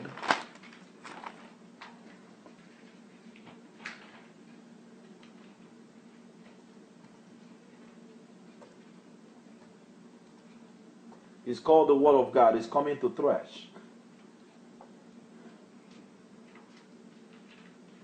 Revelation chapter 19 is the one. Revelation 19 verse what? Verse 1. Revelation chapter 19, let's read it. Revelation chapter 19, verse 1. Yes. Actually, verse 11. Verse 11 says, And I saw heaven open, and behold, a white horse, and he that sat upon him was called Faithfulness and True. He was called what? Faithful and true. Faithfulness, or faithful to do or execute the judgment and thresh this earth and harvest it according to the will of the Father, and true. Read it. And in righteousness he doth judge and make war. He's coming to what? Judge and make war. He is the one riding the white horse to bring war upon the earth. Like we've seen, we're going into that final war. Come on. His eyes were as flame of fire, and on his head were many crowns. And his head was what? Many crowns. He's taking Bush crown, Obama crown. He has taken the crown of Queen of England, the Luminous Power crown, Iran, Iraq. He's taking the crown of the Chinese government, and he's got it. So what do you think they expected him to come? No. Come on. On his head were many crowns, and he had a name written that no man knew but he himself. Go ahead. And he was clothed with a vesture dipped in blood. He is full of blood. He's coming for war, not for peace. War for us before peace. Go ahead. And his name is called the Word of Allahayim. The word of what? The Word of Allahayim. The word of Allahayim. Come on.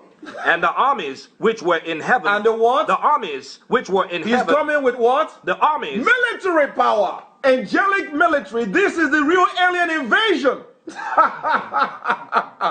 They're coming to invade the earth in the global cataclysm. That's what it's all building into.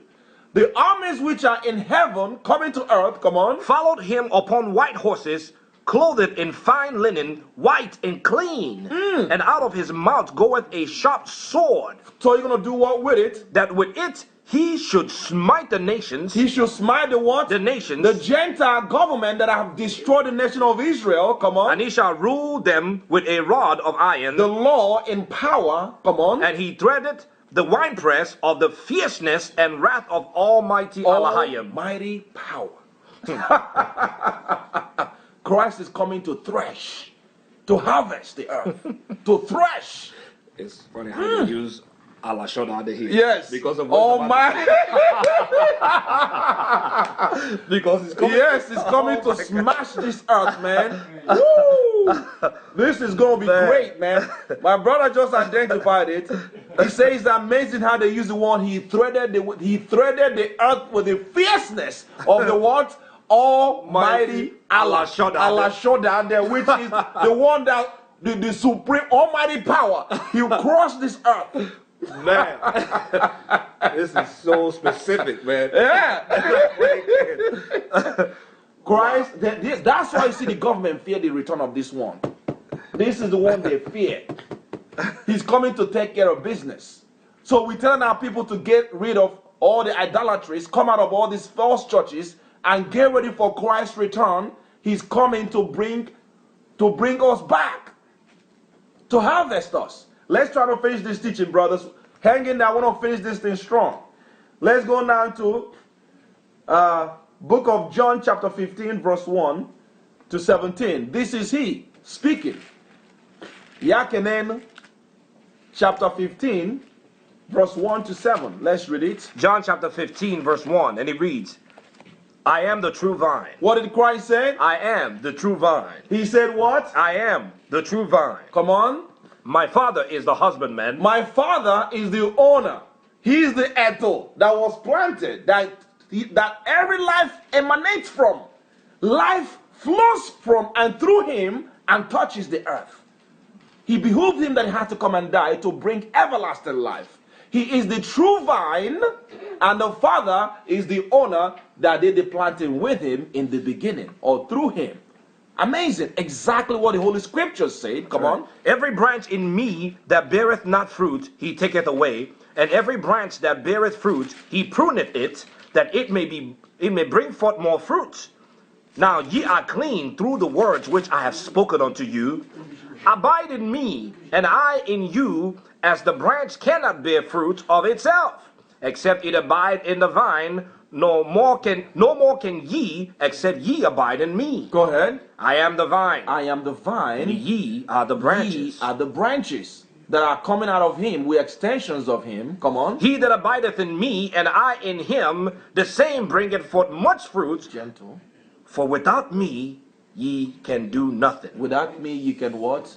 Do nothing. You have to link to him because it's the source of life. It's the chi that gives us chi life. Come on. If a man abideth in me, he is cast forth as a branch. If a man abideth not in me, he is cast forth as a branch and is withered. And is what? And is withered. Because you're disconnected from the source of life. Come on. And men gather them and cast them into the fire, and they are burned. If ye abide in me, and my words abide in you. How do you abide in him? If ye abide in me, and my words. And my what? And my words. His words is how you abide. Come on. Abide in you. And what will happen? Ye shall ask what ye will, and it shall be done unto you. Herein is my Father glorified, that ye bear much fruit. The Father wants us to be productive, to be a fruit of righteousness and peace, all the fruits of the Spirit. That shows that we are the children of Elohim. Come on. So shall ye be my disciples. As the Father had loved me, so have I loved you. Continue ye in my love. Come on. If ye keep my commandments. If you what? If ye keep my commandments. How do you abide? If ye keep my commandments. Come on. Ye shall abide in my love. So commandment is how you abide in his love. Go ahead. Even as I have kept my Father's commandments and abide in his love. Because he's the head of the church. He's obedient, so we all should be obedient. Christ has a commandment to keep too. That's why he's faithfully executing the judgment to thresh the earth. Otherwise, he will not receive the kingdom. Read it. These things have I spoken unto you, that my joy might remain in you, and that your joy might be full. Come on. This is my commandment, that ye love one another. That ye what? Love one another. This is my commandment, that ye love one another. As I have loved you. Go ahead. Greater love had no man than this, that a man laid down his life for his friends. Ye are my friends, if ye do whatsoever I command you. Henceforth I call you not servants, for the servant knoweth not what his Lord doeth. Israel used to be a servant, but we're not a servant anymore. But our people are still living like servants because they're not abiding in his commandments. Read it. But I have called you friends. Christ said that we are his brothers and his friends. Read it. For all things have I heard, that I have heard of my Father, I have made known unto you. Just like he did to the disciples, he's telling the same thing to us. Go ahead. Ye have not chosen me, but I have chosen you, and ordained you that you should go and bring forth fruit. And we should what? Go and bring forth fruit. The fruits of righteousness written in the book of Ephesians and everywhere in the Bible. Come on. And that your fruits should remain, and that whatsoever ye ask of the Father in my name, he may give it to you. These things I command you, that ye love one another. If the world hates you, Stop. okay. That this thing he has commanded us that we love, because love is the fulfillment of the law. That's right. He's commanding us because he's coming to judge, to love him and love brothers and sisters in the truth. Isaiah, Revelation chapter 14. Revelation chapter 14 verse 14. Revelation chapter 14 verse 14. This is the harvester. And he reads, And I looked, and behold, a white horse, and upon the cloud one sat like unto the Son of Man, having on his head a golden crown. The Son of Man, DNA of mankind, having on a what? Having on his head a golden crown. This is the Eto, the Son of Man. Go ahead. And in his hand a sharp sickle. In his hand a what? A sharp sickle. A sharp what? Sickle. Sickle is used for harvesting, brothers and sisters. Go ahead. And another angel came out of the temple, crying with a loud voice to him that sat on the cloud, Thrust in thy sickle and reap, for the time is come for thee to reap, for the harvest of the earth is ripe. The harvest of the earth is what? Is ripe. This is the time of threshing. to harvest the earth in the times of consummation where we are right now. Come on. And he that sat on the cloud thrust in his sickle on the earth, and the earth was reaped. And the angel came out of the temple which is in heaven, he also having a sharp sickle. And another angel came out from the altar, which had power over fire, and cried with a loud cry to him that had the sharp sickle, saying, Thrust in thy sharp sickle, and gather the clusters of the vine of the earth, for her grapes are fully ripe. What verse? Verse 19 now. Go ahead. And the angel thrust in his sickle into the earth, and gathered the vine of the earth, and cast it into the great winepress of the wrath of Elohim. And the winepress was trodden without the city, and blood came out of the winepress, even unto the horse bridles, by the space of 1,600 furlongs. That's the space of time when Christ is going to be harvesting this earth. Amazing. That's what we're going into. And he explains that in Isaiah when this is happening. Isaiah chapter 18 verse 1. We got 3 more precepts and we're done. Isaiah chapter 18, verse what? Verse 1. And it reads,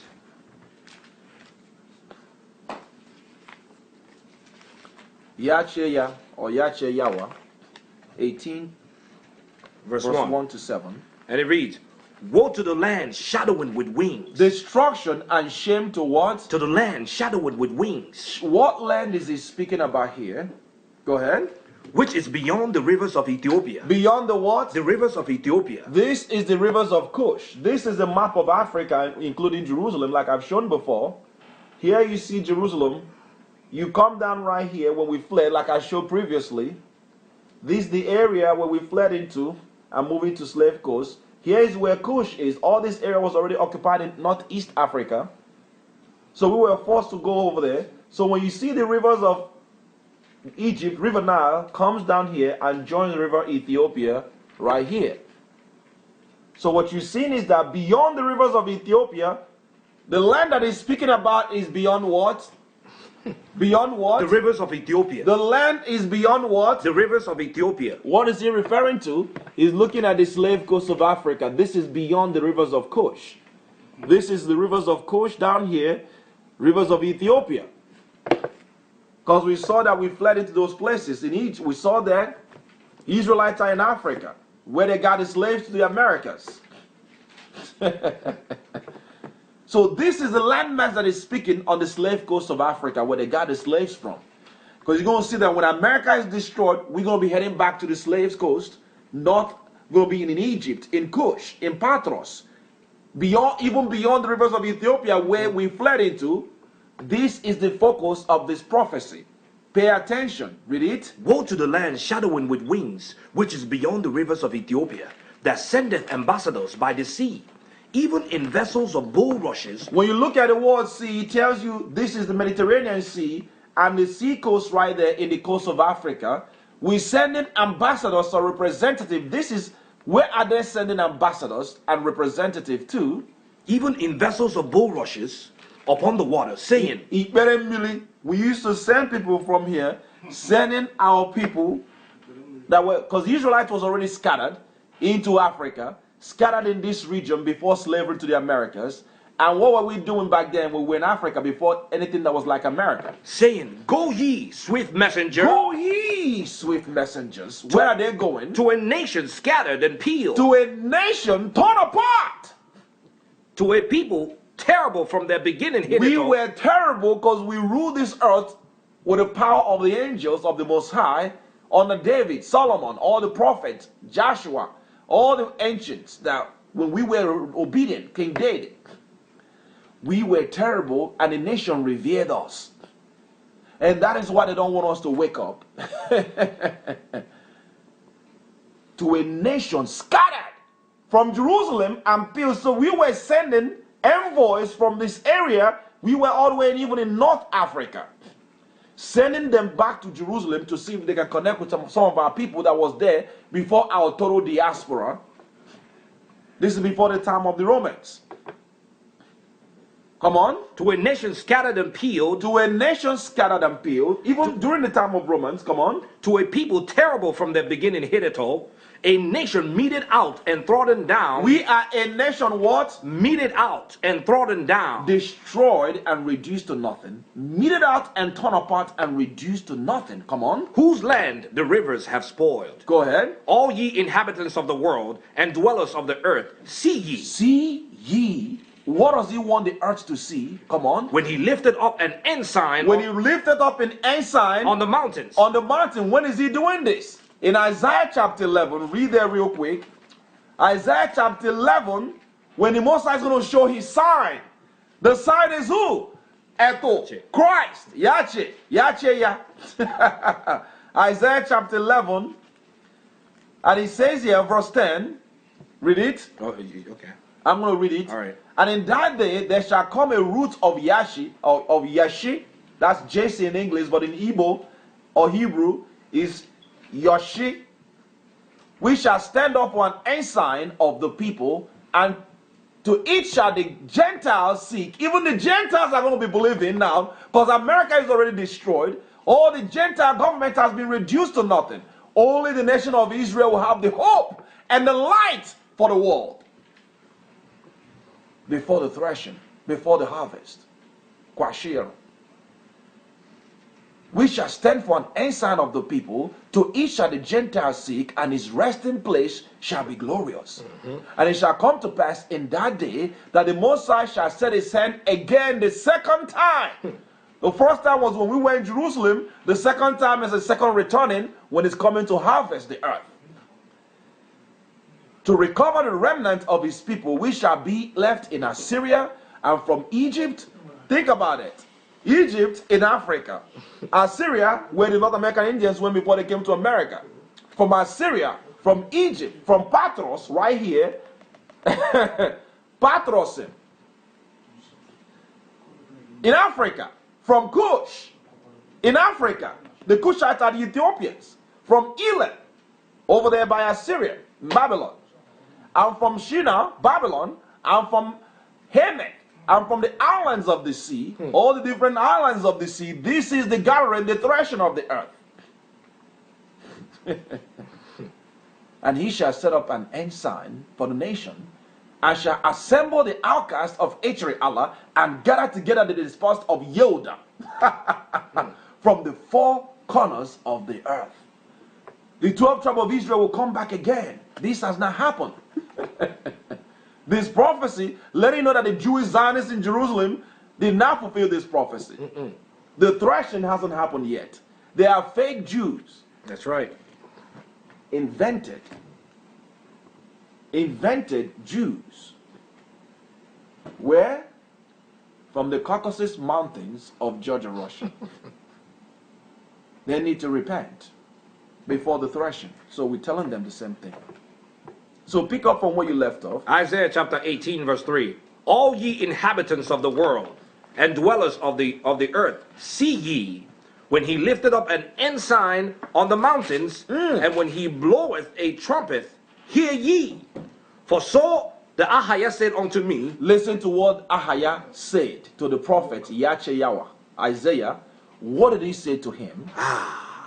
I will take my rest. The Most High said what? I will take my rest. This is exactly what you saw in Revelation, where we read Revelation. I will take my rest. Go ahead. And I will consider in my dwelling place. I'm going to watch out and look on my dwelling place, because Christ is sitting to be unleashed. Next to the Father, you have these two powerful beings, black and shines, or golden bronze, and shines like the sun. And they're sitting. The sun is waiting to be released like atomic bombs.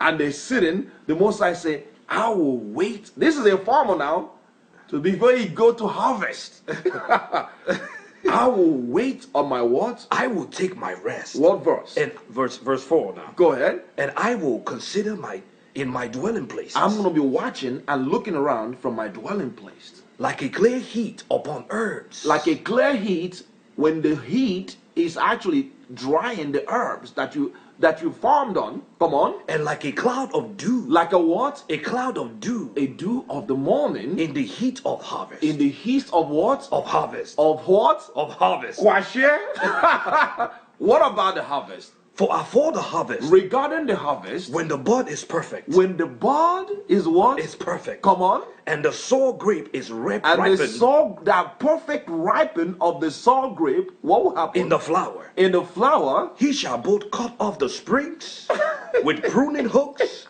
and take away and cut down the branches. oh, he's cutting the earth in pieces. He's harvesting the earth. Come on. They shall be left together unto the fowls of the mountains, and to the beasts of the earth, and the fowls shall summer upon them. That's how the earth, you're not going to recognize this earth. The peril is coming over the earth. This is what we're preparing after the tribulation is leading to all this stuff. And here comes Christ making his entrance, raising back the 144,000 that are harvested, raising back the 12, the Israelites that are coming back, and the Gentile that will reject the mark of the beast. This is the harvesting of the earth, brothers and sisters. He's waiting for that perfect time, like we read in Revelation. Chapter 14. Read it. And all the beasts of the earth shall winter upon them. In that time, In that time, what time? The day of the Lord, the second return of the Eto, the sign, the great sign of all mankind. What will happen? shall a present be brought unto Ahijah of hosts. A present, because America has already been destroyed. America will be destroyed after the great. America is already gone at this time. The earth has been shifted. The capitalistic system has been collapsed. The only hope is Christ and his people waking up. At that time, a present of which shall be brought of Ahijah of hosts of who? Of a people scattered and peeled. A people, the same people that were torn apart and peeled from their nation, from Jerusalem. Come on. And from a people terrible from their beginning. We hitherto. were the most powerful nation from our beginning hitherto that were chosen over all the nations. Come on. A nation meted out and trodden underfoot, We've been exploited and reduced to nothing. Come whose on. land the rivers have spoiled. Go ahead. To the place of the name of Ahijah of hosts, Where are we going back to? the Mount Zion. Mount Zion. You're going to see poor people that have been exploited by NATO, exploited by American government, by the EU, by Bill Gates with the vaccine program. Right here in Africa, you're going to see a great migration from these regions back to where? Mount Zion. Mount Zion. The Middle Passage. We go right back to our homeland. Are we going to take the Middle East? Are we going to subdue the nations? That's why there's much hatred against our people. Because we are the sign for harvest. The awakening of our people is the sign for the earth. Amazing. That's why the poor are. They are subjected there for a reason. Go to Zephaniah chapter 3 verse 18. We're almost done. Just two more precepts and we'll round it up. Zephaniah chapter 3 verse 18. That's Zephaniah chapter 3 18. There we go. Chapter 3 verse 18. And it reads, I will gather them that are sorrowful for the solemn assembly. Who is he gathering? I will gather them that are sorrowful for the solemn assembly. Israelites that are sorrowful, that are concerned about the condition of our people. There's a solemn assembly. Go ahead. Who are of thee? Who are of what? Of thee. They are all Israelites. Come on. To whom the reproach of it was a burden. Those people that are concerned about the destruction of our people, that are crying, the Most High will gather those people. Not those ones that don't care. Come on. Behold, at that time I will undo all that afflicted thee, and I will save her that halteth, and gather her that was driven out. Come on. And I will get them praise and fame in every land where they have been put to shame. We're going to get fame and praise every place that we've been destroyed and exploited worldwide, because that's going to be the main event. No more CNN, no more news media, no more Sephora's and Victoria's Secrets, no more Hollywood. All the distraction is gone. And you're going to see the poor rise. out for harvest. And it shall come to pass in the places where you were said, ye are not my people. It shall be said unto them, Ye these are the cho- chosen people of the living power. That's right. Come on. At that time, I will bring you again, even in the time that I have gathered you, for I will make you a name and a praise among all people of the earth when I turn back your captivity before your eyes, saith Ahaya. Amazing. He's going to reverse our slavery, reverse our captivity. Amos, chapter 8. Let's go to Matthew now to write up. Mattathiah chapter 13 verse 34. This is the last precept that ties everything together when it's coming to explain the precept that we started from in the beginning, where he tells you that Moses is the farmer. Matthew chapter 13 verse 34 to 43. Matthew chapter 13 verse 34. Mattathiah, an Igbo man, chapter 13 verse 34. Go ahead. And it reads, all these things spake Yahweh unto the multitude in parables, and without a parable spake he not unto them, that it may be fulfilled which was spoken by the prophets, saying, I will open my mouth in parables, I will utter things which have been kept secret from the foundation of the world. That's in the book of Psalms. Go ahead. Then Yahweh sent the multitude away, and went into the house, and his disciples came unto him, saying, declare unto us the parables of the tares of the field. Tell us the meaning of that parable that we started with from the beginning. We read that, remember? In the same verse and the same chapter. Let's find out what it means. And he answered and said unto them, he that soweth the good seed is the Son of Man. He that soweth the good seed is who? Is the Son of Man. This is interesting. Christ is the one that's made the DNA of man that needed to come and die. He is the Son of Man that sowed the seed. Let you know that he created the earth. Mm-hmm. For through him and by him where all things was made. He that soweth the good seed is Christ, the Son of Man, Eto. That's the definition of this parable that we're preparing for the harvest. Read it. The field is the world. The field is what? Is the world. Erase where we exist. In this plane of life. That we're going to be harvested based on us obeying his commandments. Command? The good seed are the children of the kingdom. The good seed are who? Are the children of the kingdom. The children of the kingdom. Come on. But the tares the bad seed are the children of the wicked one. The children of Satan that infiltrated the system.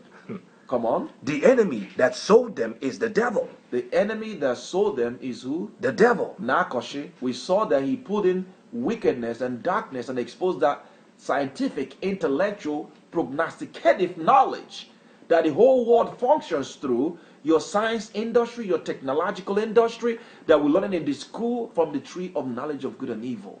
Duality, ancient mysticism. Go ahead. The harvest is the end of the world. The harvest is what? The end of the world. Where we are today. Come on. And the reapers are the angels. And the reapers are what? Are the angels. The angels. What verse? Verse 40 now. Go ahead. As therefore the tares are gathered and burned in the fire, so shall it be in the end of this world. The Son of Man shall send forth his angels. The Son of Man shall send forth his what? His angels. Come on. And they shall gather out of his kingdom all things that offend. Everything that is evil and wicked, that angels from that tree of knowledge of good and evil, he's going to harvest the wicked first. Come on. And them which do iniquity, he's going to destroy them forth and cut them. That's the time of harvesting. Go ahead. I shall cast them into a furnace of fire. There shall be wailing and gnashing of teeth. Then shall the righteous shine. Then shall the righteous what? Shine forth. Shine. The righteous will shine forth. How? As the sun in the kingdom of their Father. Who had ears to hear, whoever had ears to hear, let him hear. Praise the Most High.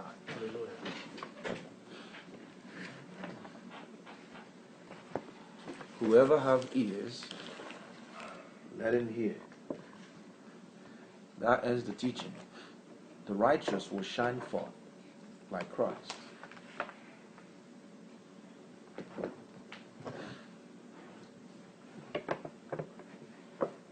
The righteous will shine forth.